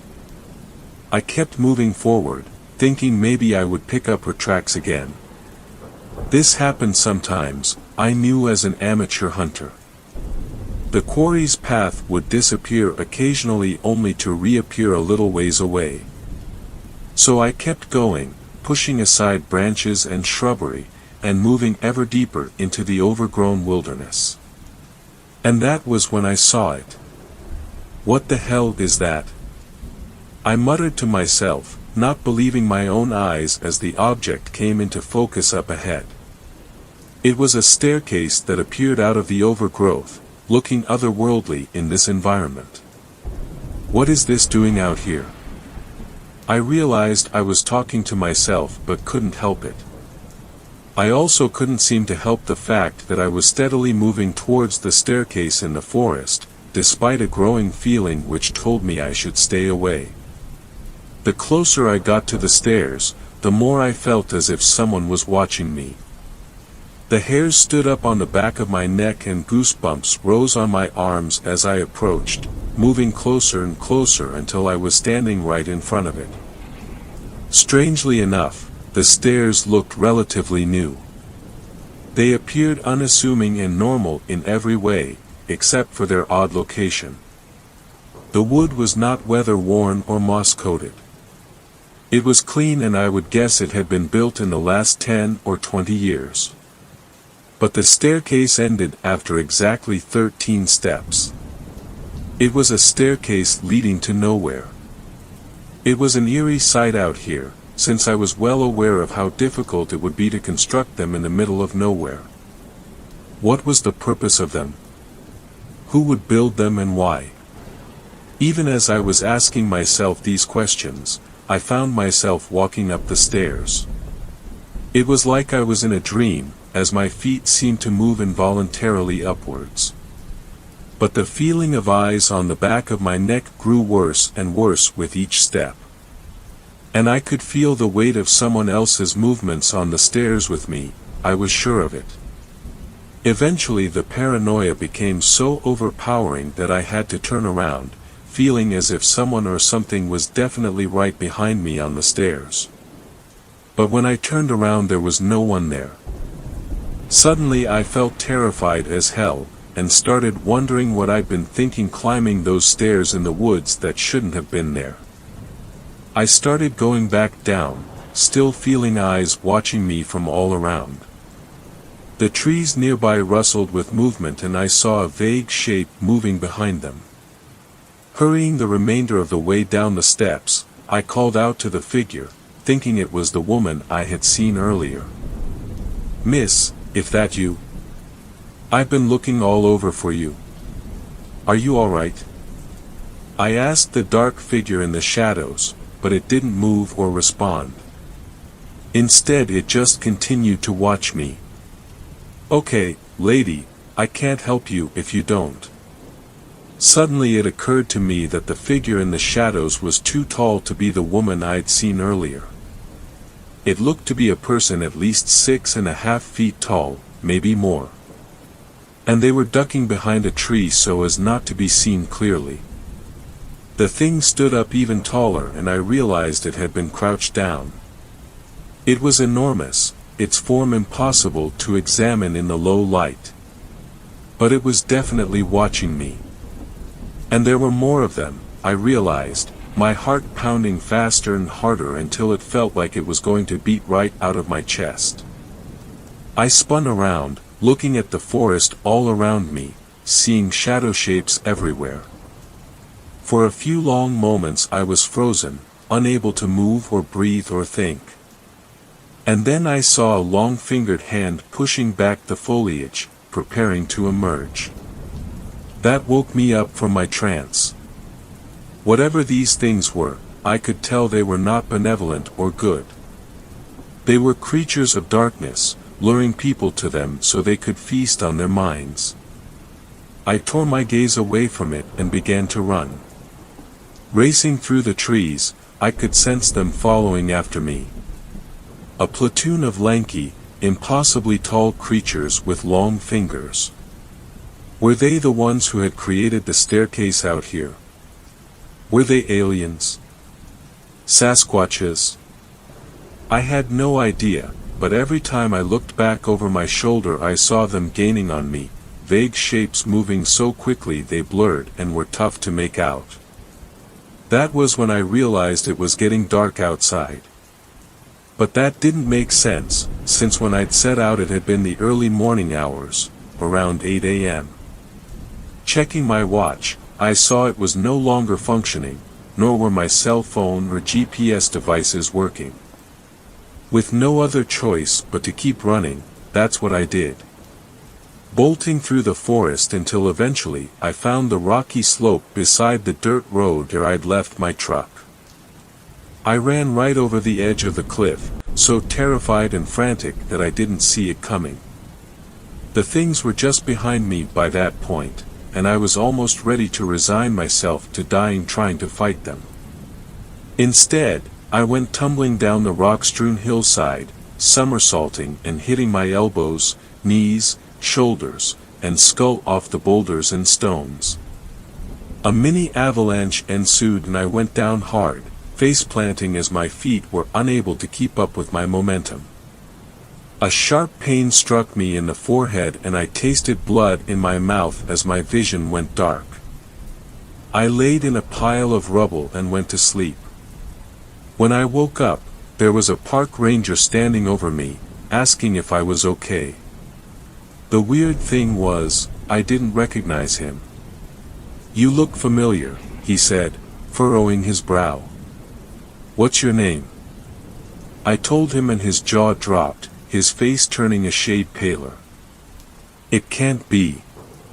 Everybody thought you were dead." Looking around, I saw my truck was nowhere to be seen. It was a different season as well, the trees were turning slightly yellow when I went into the forest, an early signal of autumn. But now they were bright green as they would be at the beginning of summer. "What's the date today?" I asked him. He told me, but I didn't believe him at first. "You're making that up," I said, shaking my head. I just went into the woods for a couple hours to find the woman. That's when I remembered her again. Did anyone find her? Or is she still missing? Nobody's seen any woman. Just like nobody has seen you for 8 months. His eyes were suspicious and I realized he thought I was losing my mind. Or had lost it out in the forest. I shook my head and looked back into the woods. We gotta get a search party out there. Didn't you hear me? If you saw a woman when you went out there, she's long gone by now. My eyes stayed fixed firmly on the trees in the distance. Not for her. There's something else out there. I couldn't resist the pull of it and started wandering back up the rocky slope. It felt like I was an iron filing and that staircase was a strong magnet, drawing me towards it. We all need to go to it. The other ranger grabbed my arm and pulled me back, restraining me, yelling at me to calm down. It took 5 more men to get me to stop, and to get me into the hospital. They keep telling me what I saw wasn't real. That I was suffering from exposure. That I got lost in the forest and hit my head, suffering a concussion. The doctors say I hallucinated all of it. But I know what I saw. And as soon as I get out of this hospital. 10th story. This story was shared by you/insomniac_writer. I found stairs in the middle of nowhere, I shouldn't have climbed them. Hello everyone, my name is Luke and I'm posting this to hopefully get some help, or at least some knowledge about what's happening or how I should deal with this nightmare. It all began a few days ago, when I was taking a stroll through the woods behind my house. No, I don't live in the middle of nowhere like a Neanderthal, but in a small, quiet neighborhood just outside the big city. The woods are also pretty safe, as the area I live in has more insects than mammals. I don't usually take these strolls as forests creep me out ever since I was little, but sometimes I need to clear my head. This was one of those days. After having the most boring and tiring night shift, I slept until early noon and I only woke up because my phone made a ping noise, letting me know I had a notification. Having an unfair fight with my eyelids, I barely managed to open them enough to read the text. It was from my girlfriend. The text, more like a whole paragraph, basically said she needed some time to herself and that we should take a break. Of course she added the classic, "It's not you, it's me." I knew what this meant, most likely a breakup.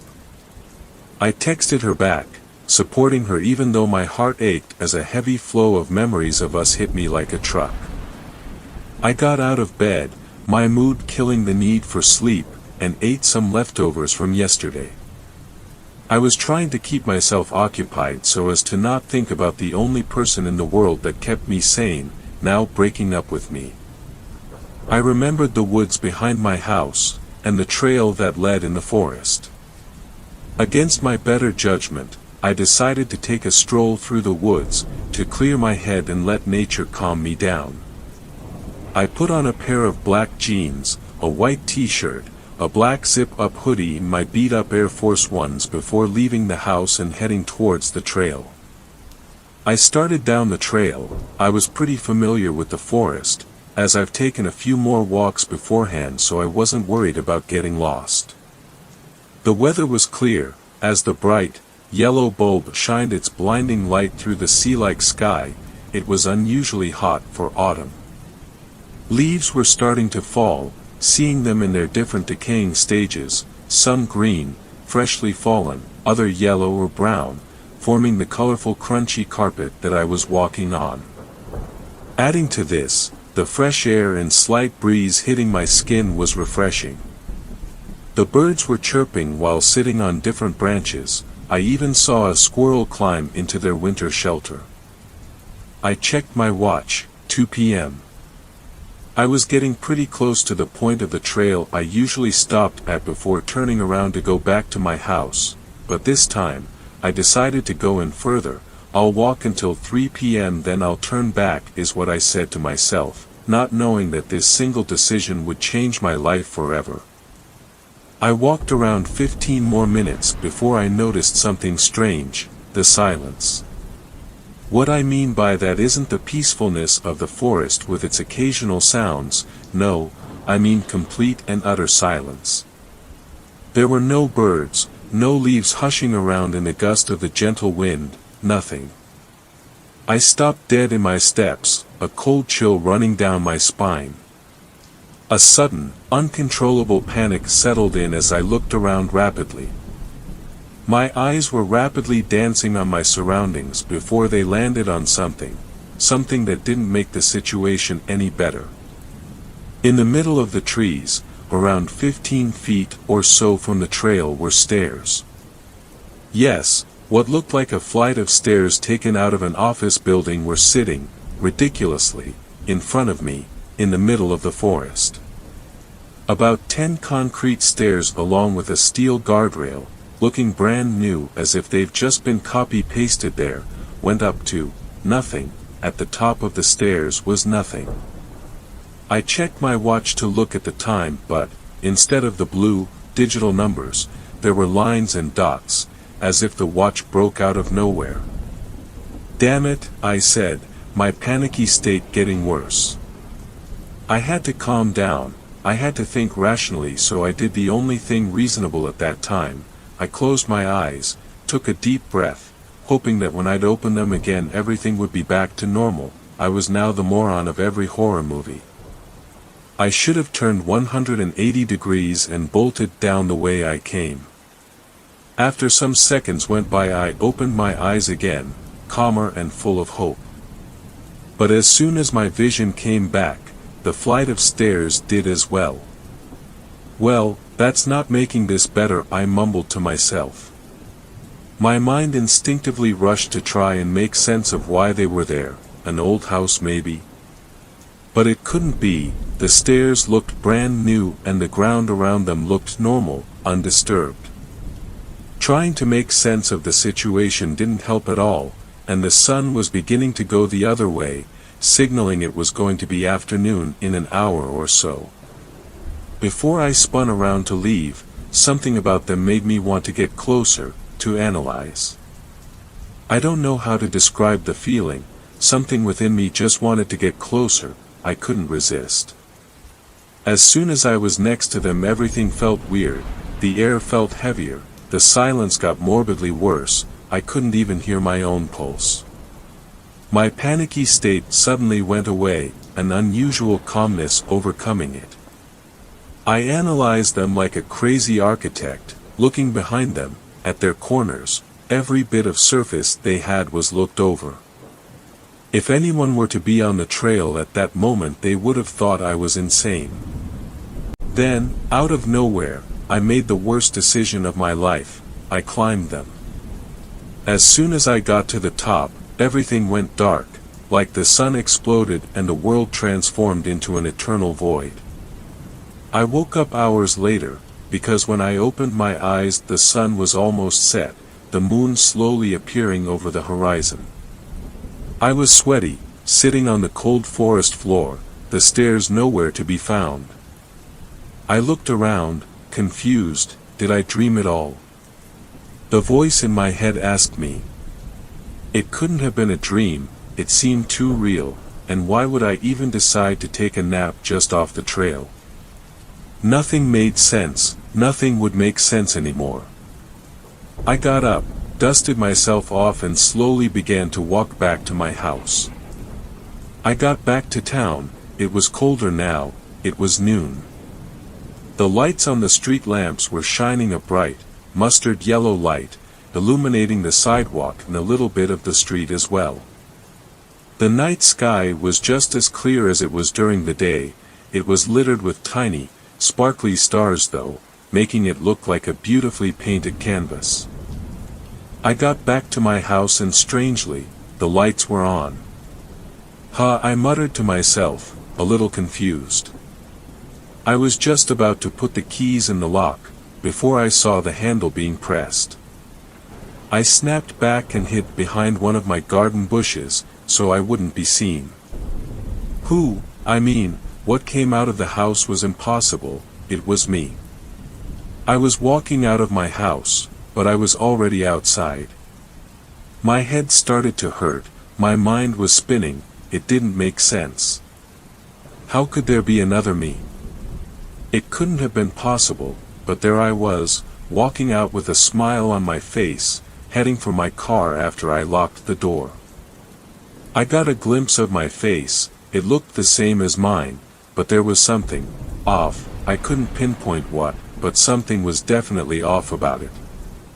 My second self got in my car and left. As soon as my second self left, I went into my house, with no hesitation.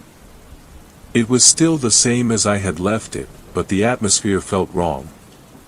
I looked around, checking if any furniture was moved, if anything was missing, but everything was in its place. I even checked if the fire hook next to the fireplace was missing, it wasn't. Then I looked at the photos of myself and everything started to spin again. I picked up one of the small wood frames to take a closer look. It was me, smiling next to my dog who died 7 years ago. The dog was fine, but my smile, it seemed fake, it looked fake. To anyone else, the difference would be impossible to spot, but to me, it was clear as day. I don't know for how long I looked at the photo before I heard the keys clicking in the door. The thing was back. I put the framed photograph back and went in to hide.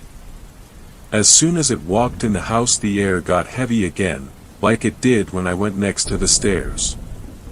The footsteps stopped suddenly, the tension was crushing me. I closed my eyes, repeating in my mind that this couldn't be real. Then, I heard it speak.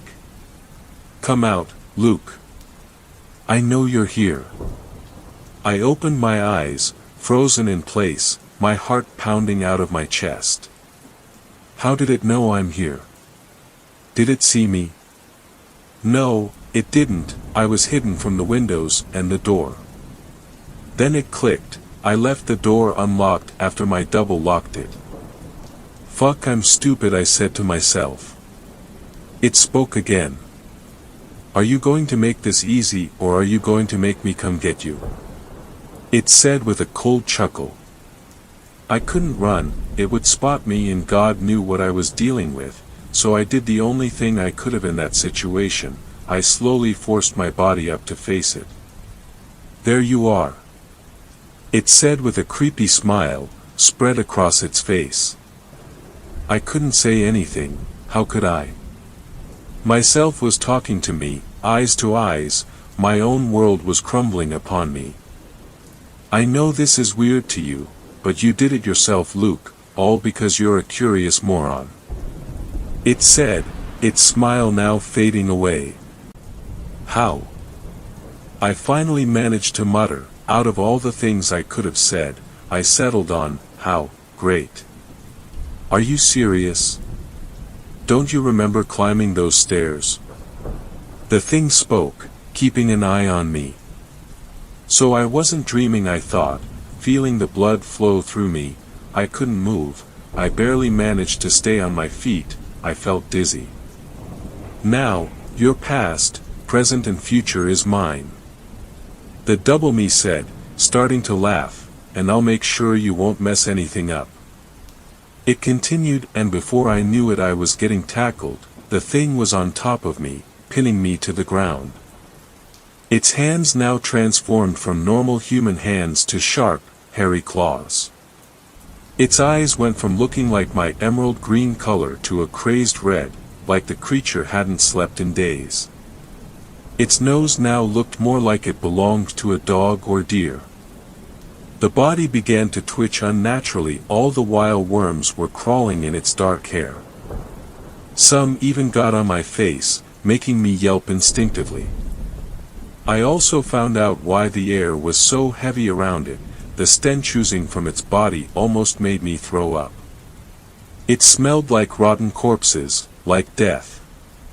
Before I knew it, what I can only guess were my primal instincts kicked in. fueled by adrenaline and panic. I grabbed the creature by the neck. It laughed. "Do you think you can choke me out, Luke? You're dead." It grinned, its teeth now yellow with two sharp fangs at the edges of its mouth. My hands came down, trying to punch the thing away, but I couldn't reach it. It started choking me. I looked around for a smidget of hope, knowing my life was about to end. I saw we were close to the fireplace, and I also saw the fire hook. It looked reachable. The thing was too busy trying to kill me to see I was trying to get my only hope. I was about to give up before my fingers touched it. I was feeling the claws starting to get under my skin, as the thing started to choke me harder. I finally fully gripped the hook, hitting it with all the power I had left straight in the head. The creature shrieked as it stumbled back. In my rush of adrenaline I got up, taking deep breaths as I felt blood dripping from my neck while air flowed through my body again. As fast as the thing stumbled back, it charged again, but this time it didn't manage to get me, as I pointed the sharp end of the hook at it, impaling in its arm. The creature fell to the ground, dropping my car keys from its pocket. I saw them and made a run for it. I took the keys and rushed out of my house. I shakily but quickly unlocked my car. I got in, started the car and backed out of my driveway. Then I floored it down the road. Behind me, I heard something grab the trunk just before I managed to get away. It was the creature. But it didn't manage to fully grab it, so the thing lost its grip. I got away. I kept driving and I didn't stop until I was out of town. I'm now stopped at a hotel, but I'm planning to get on the road again. I don't know what to do. I'm still shaken and terrified for my life, for my existence. I tried calling my friends, my family, but all of them thought I was joking. Even tried 911, but they didn't believe me either. They said that prank calling the emergency line can be a finable offense and to not do it again. Nobody believed me. That's another reason why I came here, to hopefully find someone that understands what is happening and maybe help me. If no one has experienced this, all I can tell you, no matter how tempted you are, never approach stairs you see in the middle of the woods, or anywhere they aren't supposed to be. 11th story. This story was shared by you/Drekanox. I climbed up the stairs in the woods. I can't get back down. I joined as a park ranger 5 months before the events of this story. I would encounter the stairs occasionally, but it was random when they'd appear. Once, I went a month without seeing them. Then I'd run into 3 of them in 3 days consecutively. Hold on, I think I'm getting ahead of myself here. Most of you probably don't even get what I'm talking about. In the national park where I work, occasionally, in the wilderness, you'll find staircases which seem to sprout out of nowhere. And just staircases, out in the open. They don't seem to lead anywhere, and they go away just as quickly as they come. Now, I'm pretty sure this would be a bigger news story than it is, but, as it is, the higher-ups want to keep a wrap on them. I don't know if perhaps they know more than I do about them, but whatever it is, the other rangers didn't care too much for them either. Whenever I would ask about them, most of them would just straight up ignore me and start talking about the weather. Some of them would glare at me as if I'd committed an unforgivable sin and told me to never mention them again. A few of them would just shrug and get on with whatever it was we were supposed to be doing. I did find someone though, I'll call him Mark, who was a bit more open to talking about them. Listen, you're new here, and most people just get the hint that no one is supposed to talk about them, but, yeah, they just sort of pop up. He paused, and looked at me quizzically. Have you ever come across one which is, upside down? I shook my head. I've seen one of them like that, and some of the others have too. I have no clue what it means. Only thing that you need to know is that you are never to ever go on them. Do that and the least you'll be getting is fired. He then trailed off, not detailing the things that could happen which would be worse than that. And for a time, I just sort of accepted that. We weren't supposed to be going on the stairs. Simple enough. I even began to ignore it. It was easy enough to ignore them for the most part. Aside from looking really weird, they weren't doing any harm, right? That was, until one day we got an alert that a kid had disappeared somewhere in the woods. I was sent out as part of the search party, and as I began combing the area where the kid was last seen, I saw it. A set of stairs lined with a yellow carpet. Another one of the rangers, I'll call her Stacy, found me staring at it. Stacy was part of the crowd which would ignore the stairs as much as possible, but her face became pale when she saw them. She looked at me and shook her head. We'll keep searching but, well, we need to get ready to tell the folks the bad news. She left, and I quickly pieced together what she thought had happened. The kid must have gone up the stairs and then, well, whatever happened when you went up them happened. Meaning she had already written off the kid as dead. Me though? I wasn't one to give up that easily, unfortunately, and I was new here and somehow felt that I could pull something amazing off. What an idiot I was. I won't lie though, I did feel odd while going up the stairs. I spent a good minute just staring at them initially, unsure if I should go up or not. In the end I figured that if I didn't make my move soon someone would find me, and I did not want to be caught doing it. I counted the steps on my hands as I went up them, 13 in total. Weird, an odd number, and as I put my foot on the topmost step, my body shook. You ever have that false falling sensation when you're falling asleep? When you're trying to fall asleep, but it's really your body just trying to check if everything's a-okay or something, I believe. That's what I felt, as if when my foot descended to meet the topmost step, the ground beneath me gave way but immediately popped back into existence. And when that was done, I was no longer at the top of the staircase. I was at the bottom again. And I was no longer in the woods. I was in someone's house and the stairs were still completely out of place. They led up right into a wall. I looked around. The carpet here didn't even match that of the stairs, it was a crimson-red color. I was in a hallway, and could hear some voices coming from a room. I know it sounds stupid, but the first thing that came to mind was that I was wearing shoes which had been outside in the woods on a carpet. If it was my mom, she would be screaming blood murder at me. What would the owner or owners of this house think? I crept up towards the door, dreading what was coming up. As it was, I couldn't exactly go back down into the woods. Maybe I could keep going up, but would that lead me back home? Or somewhere else? As it was, even though this was a weird situation, I was still more confident with staying here. Because, at the very least, this place was safe. And as they say, better the devil you know. I went into the room, preparing an apologetic face.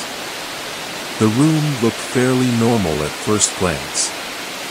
There were 4 people sitting at a table, 2 adults and 2 children, who looked like they were eating dinner based on how dark it was outside. The television was on and there was some sort of news program on which they must have been watching before they noticed me and turned their heads. And that's what was off about them, their heads. Each of them had their heads on backwards. Even the newscaster on television had his head on backwards and was looking out with his chair turned around. Otherwise, they were just like you and I. And really, thinking about it, it seems almost comical. Though it didn't seem funny at the time. The four of them screamed, and one of them lunged for a knife. I didn't want to stick around any longer and wound back up the stairs. Instinctively, I thought that if I went up them, I would once again end up somewhere else. It was that or go outside the door, but I had a strange feeling that when I went out into the world, given what I saw from the news broadcast, I would find a world filled with people with their heads on backwards. As my feet touched the top of the stairs, I once again felt the weird falling sensation as I found myself back in the woods. I sighed in relief now. Granted, I hadn't found the kid I was looking for, but I was safe from whatever those creatures were. However, there was definitely something off here. I realized that quickly enough when I glanced up. There was nothing off initially until I saw that there was something accompanying the sun overhead. It was another sun, which had descended towards the horizon. Two suns in the sky. I definitely wasn't back in Kansas. Taking a deep breath, I went up the stairs again. And again. And again. I saw many things, worlds which were a lot like our own, but subtly different. People having the wrong number of appendages, people who had only one eye or three. Sometimes I would even end up at some different part of time. I saw dinosaurs roam across a plain before I got my common sense together and left pronto. I have my own theory on what the stairs are now. They're gateways between different universes. I can only think that the fabled, inverted ones that Mark once mentioned somehow lead back, but I haven't been able to find one. I've been going up the same set of stairs, hoping to end back home. Granted, I finally got a break. Well, something of a break. I found him, the kid I was looking for. The little squirt started screaming the moment I approached him, understandable I guess, but I managed to introduce myself and calm him down. We ended up in someone's house, though thankfully the homeowner isn't here. The only thing I could think to do at that point was call for help, but my phone wasn't getting a signal.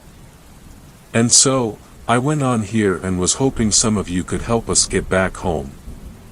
I've been scouring the internet and it does seem like we managed to loop back around finally, given I can see that the national park where I work at is listed there on the internet. I saw a bunch of familiar sites and news items as well. It's good to be back home. Overall, we're doing fine for now, though we are kind of getting hungry. And oh yeah, there is one more odd thing here now that I think about it. It's this keyboard. I don't know why, but it just isn't made for someone like me. I think the owner of this house had some sort of accident and lost a finger on both of their hands. And they must have had this keyboard custom built for themselves later, because how is anyone with a full set of 7 fingers supposed to use this thing? Anyway, do please send help soon. 12th story. This story was shared by you/royalmoose_. If you go into the woods, here's my advice. I'm somewhat of an experienced outdoorsman. From a young age I've loved to fish and hike, and more recently have gotten into firearms, hunting, and shooting. Over my 20 years I've picked up some good tips and tricks for those of you who might go camping, hunting, fishing, whatever. I'm from the Midwestern US and that's where I've spent most of my time off the beaten path. I've had some weird experiences far in the woods, far from any named road with nothing but my Ruger and a flashlight. Most of this shit I had to learn myself, so I wanted to share what I've learned with you all. This will be a numbered list with a short explanation, for most.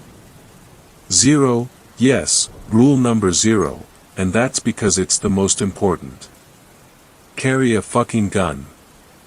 I know many of you probably can't due to age or where you live, but if at all possible carry a firearm, preferably a primary firearm and a backup. Your primary firearm should be able to drop any large game in your area with one shot, .308, .30-06, 7.62x54R, .45-70 government and other larger rifle cartridges will serve this purpose well for you. For a sidearm I recommend something chambered in .45 ACP or 10 mm. Game wardens have begun carrying 10 mm Glocks in many parts of the US because, believe it or not, a 10 mm packs enough punch to take down a bear with well-placed shots/well-placed mag dumps. Become competent with your weapon and know how every part works. 1. Never, ever, under any circumstances should you ever panic. Do whatever you need to do to keep your wits about you, 10 deep breaths, a prayer, literally anything. But should you ever find yourself in a situation where you will need to depend on yourself to survive, I don't mean finding shit to eat if you get lost or anything like that, I mean having to flee from something that wants to hurt you, or have others with you who are depending on you, panicking will get you killed or worse. 2. Hiking, hunting, fishing, camping etc. with someone. Never let them out of your sight. There have been many documented cases of someone turning around to look at something then turning back and their partner is gone. If you want to learn more about this shit, look into Missing 411. Many people go missing after being out of sight for literal seconds and are never found, or sometimes their clothes are found neatly folded on top of a boulder 10 miles away up a mountain 10 years later, or similarly impossible circumstances.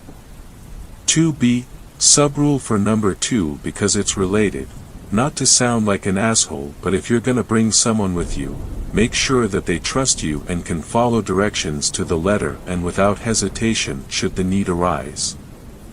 3. Pay attention to what you hear. Specifically, what you don't hear.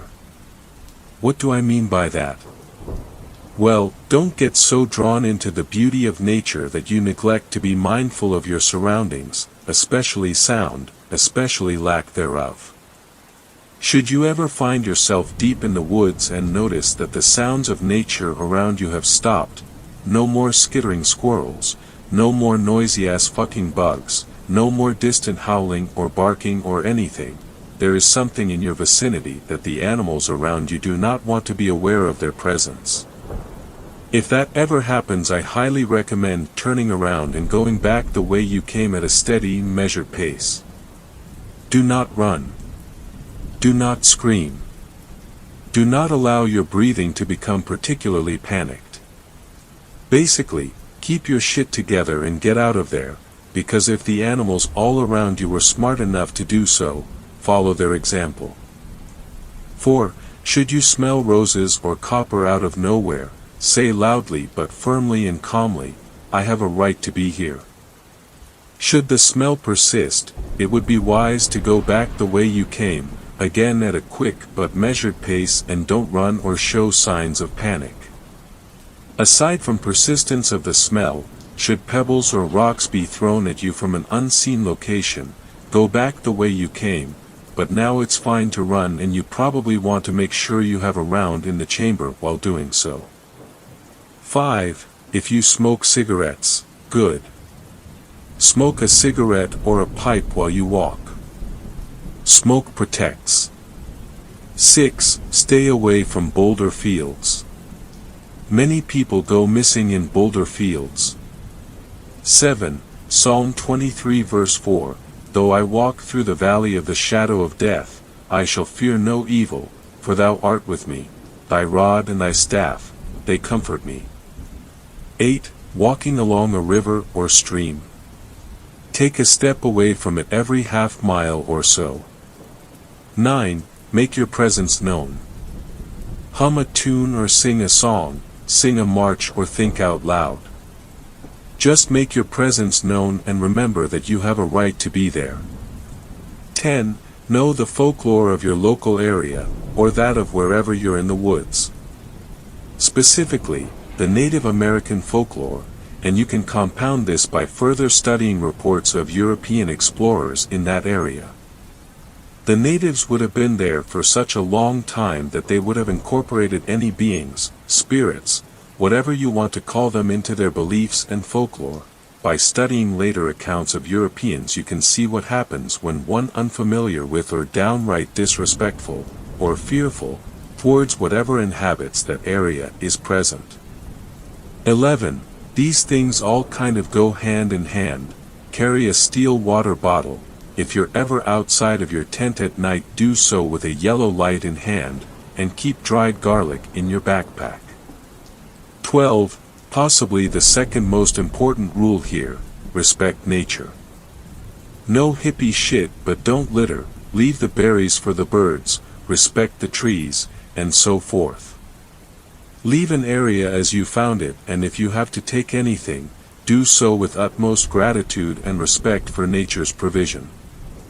You may also leave an offering of food or tobacco if so inclined. 12b. Think no evil, speak no evil, do no evil. Come with good intentions and harm is much less likely to befall you. 13. If you ever feel an unexplainable, almost implanted, as if it wasn't your thought or idea, urge to move away from your group, you must ignore and fight that desire with all of your willpower. 14. Before you go telling me I'm a piece of shit for this, just keep reading. This is its own rule, but is also the elaboration I spoke on earlier. If you hear someone calling for help, especially at night, think very fucking carefully about whether you want to go out there to help them. Because it isn't guaranteed that whoever or whatever is calling for help really needs it, and isn't just trying to lure you in. Could be a cracky in the woods trying to rob you, could genuinely be someone in distress, but it could also be something deliberately mimicking a human voice, only a human voice that it's heard before, only words and phrases that it has heard before, to lure you as well. In this situation, I recommend notifying police and or national park/state park/whatever relevant authorities. It is not your responsibility to help someone. I hope this has been informative, and I would love to answer any questions you may have. Apologies for any formatting issues as I am on mobile. Stay safe out there, folks. 13th story. This story was shared by you/Worcester_ST. If you hear a baby crying in the woods, don't follow it, pictures included. Last Friday I was driving on a windy back road in the mountains of rural Utah. I was around 10 miles from the nearest town when my engine died. I pulled out my phone to look at the map. There was no service, but I downloaded a map of the area just in case. I saw that, if I followed the road, it was a 10-mile walk that wound back and forth along some back roads. I didn't like that idea very much. I also saw that the town was actually only 2 miles away as the crow flies. In a direct line from me, I just have to climb a little bit to cut my journey down. I shot a look up the mountain, left a note on my car saying what I was doing, and set off through the brush. That part of Utah didn't have much underbrush, just some scraggly bushes and the occasional tree clinging to life in the dry soil. I was making good time, and soon had shut off my phone's light to rely on the moon, which was a bright pearl in the sky. When my eyes had adjusted, it was almost like walking around in the daytime. The valley extended for dozens of miles to my right, and the weather was only slightly chilly with the wind. That was when I heard a baby's cry, low on the wind.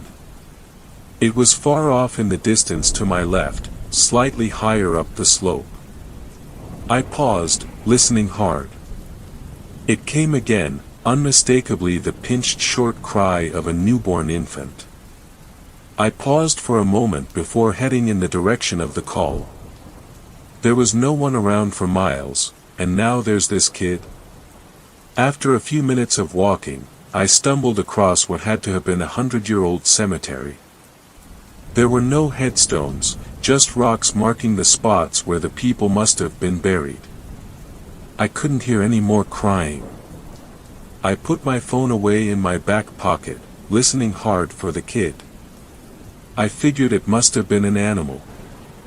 I thought I'd heard that coyotes could mimic human cries. Then I turned to look at the moon, only now noticing it had been ringed by thick dark clouds. Almost as if on cue, the clouds rushed forward. Over the course of 5 seconds, the cemetery went from lit up by moonlight to pitch blackness. The clouds must have been covering every star in the sky as well as the moon. The darkness was complete. I couldn't see my hand in front of my face. It was so black that it seemed almost physical, enveloping and dulling each of my senses. Then the baby cried again from my left, loud and piercing. I jerked, caught my foot on a rock, and fell forward against one of the fences. The baby was shrieking loudly. It couldn't have been more than a few feet away, just on the other side of the fence. I pushed back, sticking my hand into my pocket, feeling for my phone to turn on a light. That's when the dry papery fingers slid around the back of my throat. Nails dug into the skin, and I thought I heard a high raspy giggle from behind me just before they began to squeeze. I jerked forward, flipped on my light, and spun around. There was nothing there. I ran away, trying to put as much distance between myself and the cemetery as I could.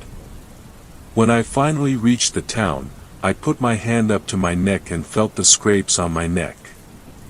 I told myself it was just a tree, but I knew that wasn't true. I managed to get an old mechanic to come help me with my car. On the way back I asked him a question about a cemetery up in the hills. He stiffened, looked at me, and said, "We don't go up there. We know better." 4th story. This story was shared by you/mountain666. Help, I've lived in Appalachia all my life and this weekend I saw something I can't explain. For the past 18 years, not including 3 years in college, I've lived in a remote part of the Appalachians. Cell phone service is virtually non-existent at my house, and using the internet requires a 30-minute trip to the local library. Despite the isolation of the area, I've always considered it a tranquil and safe place to call home. With so few people around, there's nobody to commit crimes in the first place. Home is a vast expanse of rolling greenery which in the fall becomes a wild display of reds, oranges, and yellows, like the embers of a slowly dying campfire. I never could have comprehended the primal terror that this breathtaking landscape could conceal until last night. As a senior pre-med student, I've got a busy schedule. Endless hours of labs and class, followed by nerve-wracking evenings spent trying to be accepted somewhere, string out my nerves to their last fiber. When I saw an opening in my calendar, I felt compelled to return to the primal beauty that nurtured my nascent mind. Thankfully, my lovely girlfriend of 2 years also had an open weekend, so I felt a surge of excitement at the prospect of sharing my home with her. We meandered our way to the mountains late Friday afternoon with our windows down, bathing ourselves in the crisp fall air. After about an hour of driving, the mountain I call home came into view. As one of the largest in our area, its gently sloping base culminated in a rocky backbone which snaked its way into the distance. I shifted my car into 4-wheel drive and we began the long crawl up the rocky trail that can be loosely termed my driveway. We meandered gradually through the depths of the forest until my house came into view. More specifically, my guest house. Located about a quarter-mile from my main home, the guest house is the home we keep spotlessly clean for company, a stark comparison to our more cluttery main home. A gentle rain fell which accented the sweet earthy smell of the forest as we brought our bags inside. My parents greeted us and we enjoyed a brief home-cooked dinner with plenty of small talk and laughs. Around midnight my parents let us be and we made ourselves cozy. A city girl her whole life, my girlfriend is fascinated by the outdoors and animals, more specifically she loves listening to the mournful howls of coyotes. Naturally being a mountain man, I long ago mastered the art of screeching out realistic howls and barks. On most nights I can easily lure some lonely pack of coyotes to respond back. We huddled around my bedroom window and I let out a few howls. My girlfriend winced at the loudness and ridiculousness of my efforts and we waited for a response. Nothing. I tried again and nothing but the echo of my own voice responded. Maybe it's too cold, I thought. On a cold rainy night the coyotes are probably huddled inside their caves and crevices trying to sleep away the rough weather. Suddenly, something answered my howls. Coyotes can make some strange sounds, but this was different. A shriek echoed up the hollows, almost human sounding, but too high-pitched and piercing in tone to be produced by a human larynx. What the fuck, I gasped. My girlfriend hopped up in fright. What was that? She asked in a nervous voice. Bobcat maybe, I replied. I howled once more and waited. Again the shriek split the cold foggy air of the forest, though this time much closer. I reached for my flashlight and shone a beam of pale LED light through the depths of the mist-filled air. I swung the beam around searching and just at the edge of the beam I saw something unimaginable. As a keen student of biology, I have a broad knowledge of vertebrates and invertebrates and this was something different. It stood on two legs covered in patchy hair that culminated in cloven feet like a deer's. Its upper body was almost humanoid again, covered in patchy hair. The skin of its abdomen clung tightly to its exposed ribs and undulating vertebrae. On top of this anorexic-looking frame sat a head that looked at once human and at once animal with branches of sharp antlers coming out from the back of its head. The beast loped with a supernatural litheness upon its bony legs and it seemed to be making its way to the porch. Go the fuck upstairs, Anna, I said with a faltering voice. Anna sprinted out of the room and up the stairs while I grabbed my trusty shotgun. I made my way to the living room which attached to the porch, and shined my light through the window on the door. My beam was met with eyes that would scare the soul from your body. The eyes were empty and pale like those of an aged hound with cataracts, but they were alive with a sort of ancient energy, and they gazed straight through my terrified adrenaline-soaked brain. The walls of the house reverberated with a deafening explosion as I began unloading my shotgun on the door and my flashlight fell to the floor. It seemed almost sacrilegious to be shooting at those eyes, but they stared at me with such a demonic and otherworldly aspect that I could not begin to understand their motives. Screams punctuated the roar of my 12-gauge thunder, screams from both the beast and my traumatized partner hiding upstairs. The eyes vanished in a hail of 00 lead that I unleashed. Silence came as abruptly as the roar of the shotgun had moments before, and I frantically called my parents from the home phone. Some night you had, my dad chuckled in the morning. Yeah, never seen a bear that close to the house, I squeaked out. Kinda pissed about the door, but a bear like that can't be left alone. Sorry, poor Anna is too scared to stay the rest of the weekend, my dad said, still jovial. We're back at school and I have no idea what to do. My parents would think I was crazy if I told them the truth behind this weekend, but I can't leave them there with that thing. Something that paranormal doesn't seem as though it would die at the volley of a shotgun.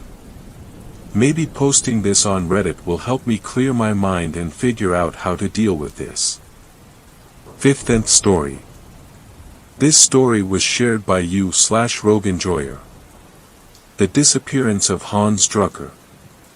Below is the transcript found on the phone of Hans Drucker, a 21-year-old citizen of the Kingdom of the Netherlands, last seen at Karanadavur, a small town in the Kozhikode district of Kerala state in the Republic of India.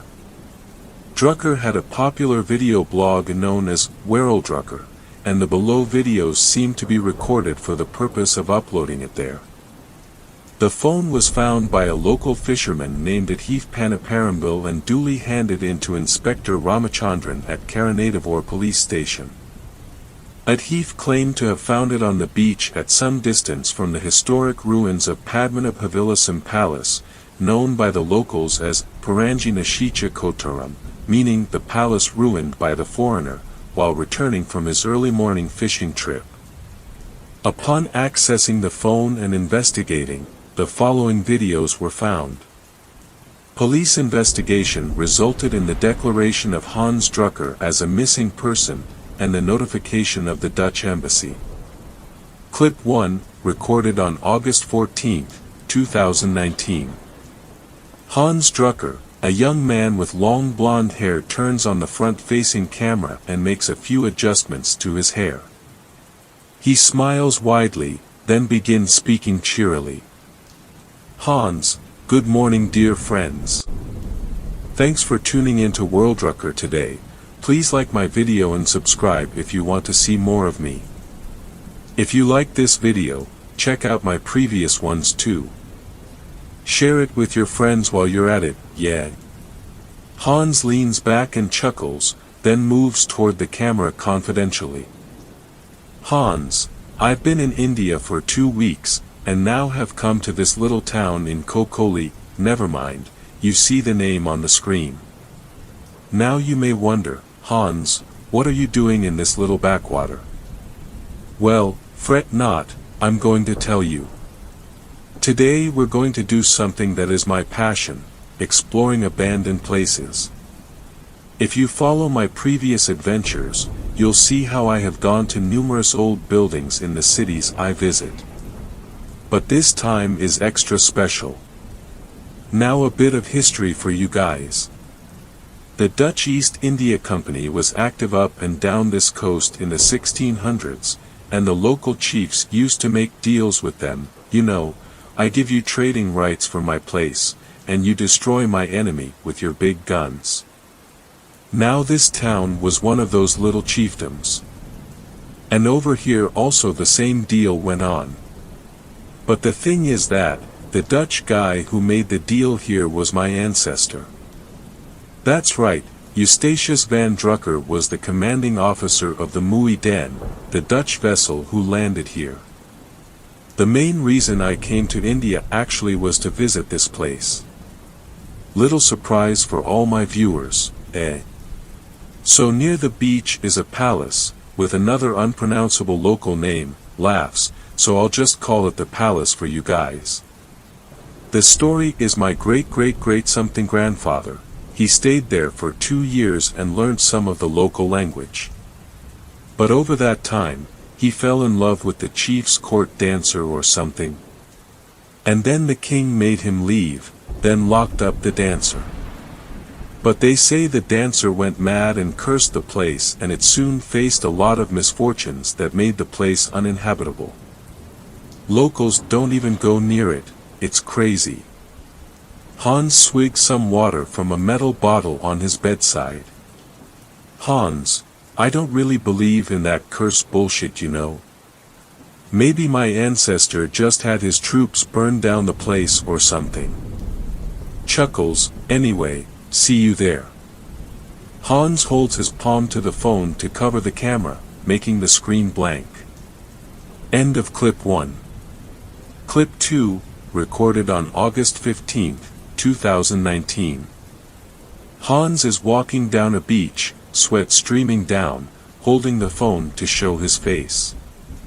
Hans, hey guys, now I'm on the beach, walking down to the palace.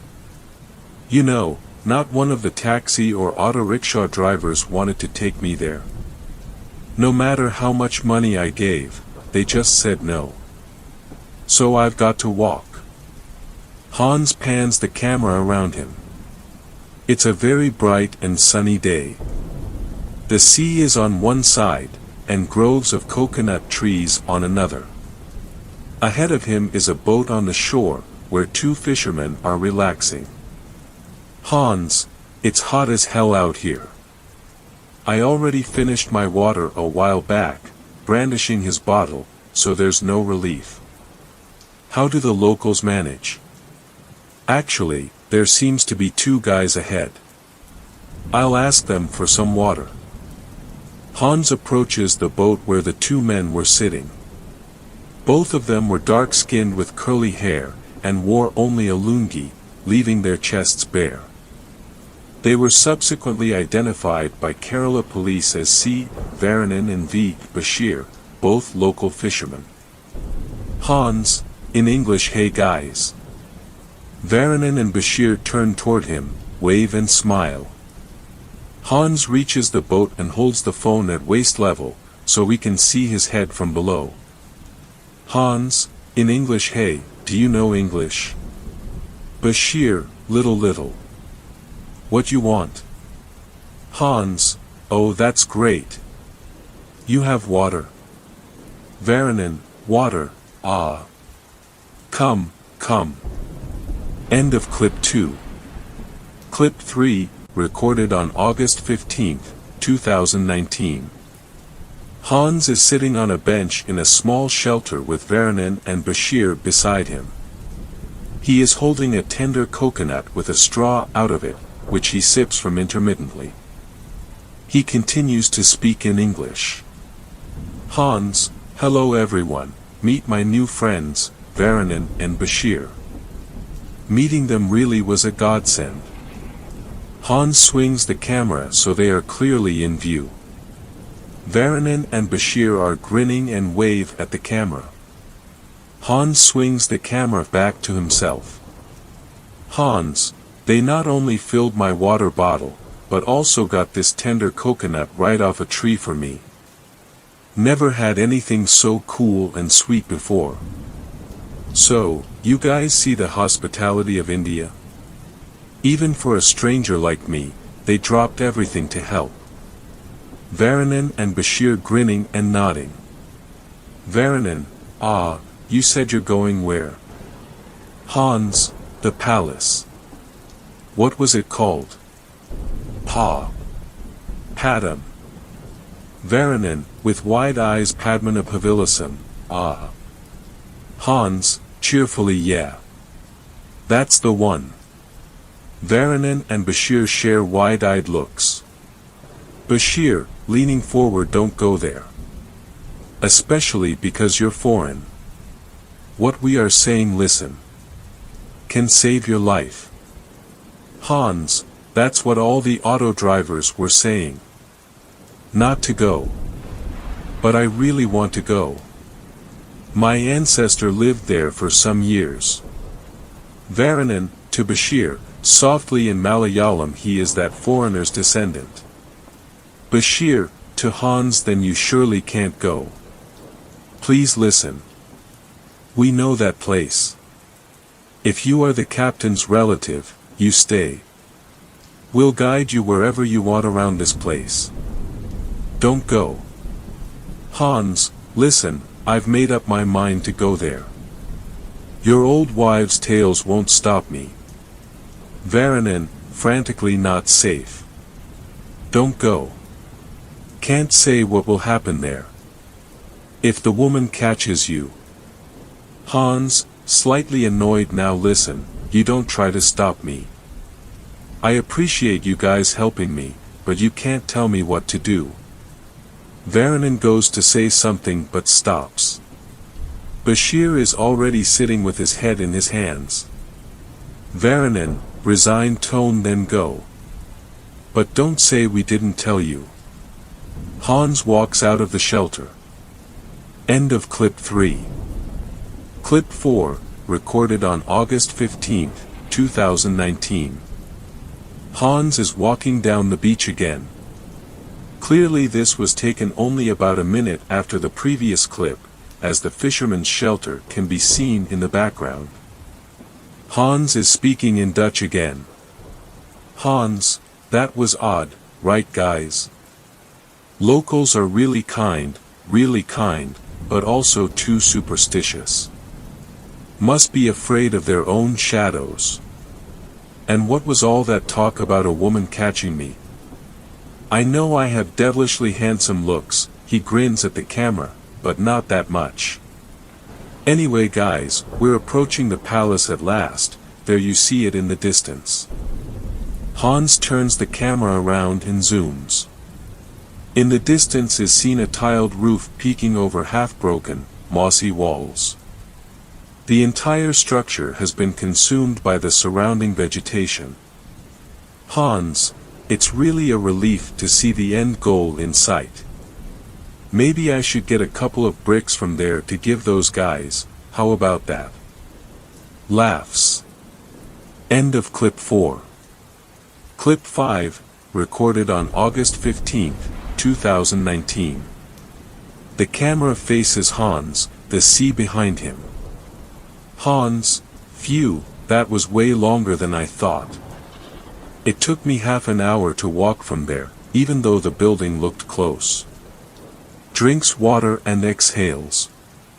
Anyway, we're at the palace gate. Take a look guys. Hans turns the camera. We see the gateway to the palace. The gateway is a small building that was once white, but now was black and green from the corroding forces of nature. The roof would have had tiles, but now merely a few beams clung on, like a reminder of past glory. There were wooden double doors, one of which had fallen and the other which was holding on by a single hinge. Both are significantly decayed. Hans, well, time to go in, I guess. Hans walks through the doorway, glancing around. As he steps through, the sound of the wind suddenly falls silent. The main building is some distance away. In traditional architecture of the region, buildings of the wealthy were surrounded by a huge compound. In the corner of the compound is a small building that would have once been a temple to a local deity. Stone paths crisscross the compound, which would have connected the palace with structures that no longer exist. Hans, quietly, this place is crazy, although it's not too big. Hardly a Versailles, yeah. Hans weakly chuckles, but the sound is stifled by the oppressive silence in the courtyard. Hans approaches the temple in the corner. Leaves crunch underfoot, and more than once he starts and looks over his shoulder. Hans, bit creepy out here, I get why the locals don't want to come around. But hey, I've been in worse places. Like that abandoned high-rise out in Medan last year, where that junkie jumped out at me. I had to buy new pants that day. Hans laughs, but he slowly stops and clears his throat. Anyway. Hans turns the camera to show the small shrine. Unlike the rest of the place, the temple seems to be in good condition, with only minimal damage. The walls are still mostly white, and the roof retains most of the tiles. The wooden door is inset with gold decorations, and is bolted with a large, ornate gold latch. Hans' hand reaches out and opens the latch. Hans turns the camera back to himself. Hans, here we go. Hans pushes the door open. His expression goes blank, then his eyes widen and he begins to hyperventilate. Wordlessly, his shaking finger approaches the screen. After missing the button a few times, the camera turns around. The shrine doors are open. The platform where the idol would usually be, was replaced by a much decayed traditional Dutch hat, which had a metal pin with the VOC logo, so rusted that it looked like it would crumble. Bones were scattered all throughout the shrine, and a skull displaying signs of blunt force trauma was placed beneath the platform where the hat lay. The walls of the shrine had writings in an older form of Malayalam, made in a crusty brown substance which appears to be blood. The writings were translated as, Why did you abandon your beloved? Where have you gone, crossing the sea? All those who stood in our way are now dead. Soon you must come back to me. The camera remains in place for almost a minute. After that, Hans suddenly whips around. The phone screen is black, presumably due to him putting it in his pocket. After about a minute, Hans is back on screen. The hat seen in the shrine is now on his head. Through the stillness, a faint sound of a female singing, in a tune and language typical of 17th century Kerala, is heard to the accompaniment of anklets. Wordlessly, he starts shuffling toward the palace, his eyes blank. There is a pause in the song, as the anklets continue to ring. Hans begins to mumble, seemingly in the tune of the song. He stops after a short time, and the female voice picks up the song again. As Hans draws closer to the palace, the song and anklets increase in frenzy and intensity. He slowly climbs up the steps of the veranda, and the song can clearly be heard. Set to the tune of a classical dance song, it details the longing of a beloved for her lost lover. Interspersed with it are lines detailing the tortures the bereaved woman inflicted on those who kept her away from her lover, which were not part of the original composition. Hans waits at the door, occasionally singing in accented Malayalam when the female voice is silent, as if prompted. Hans is not known to have any prior knowledge of the language. The song comes to an end after about 10 minutes. The anklets are heard coming closer, rushing to the door, and stopping just on the other side. There is complete stillness for around half a minute. Suddenly, Hans tosses the phone aside, and the camera lands facing upward, recording the mossy, tiled roof which has gaps on it. The door is heard opening and the sounds of Hans' flip-flops along with the anklets are heard receding. The camera records the roof for an hour, during which nothing further is heard or seen, and after which the battery dies. End of clip 5. There was no more media on the phone, so it is unknown how it reached the beach, nearly 250 meters away from the palace. The phone was dead when retrieved by Adhif, and had to be started by an IT team from Kozhikode city, upon which the above clips were accessed. Preceding these clips were regular clips shot in Kochi city, where he was staying prior to his arrival at Karanadavur. Upon viewing the clips, the Kerala police declared the case closed, and attributed his disappearance to a riptide when he went to swim in the sea. The area of a radius of 150 meters around the Padmanabha Vilasam Palace was declared an ecologically protected zone, prohibiting people from entering without a permit.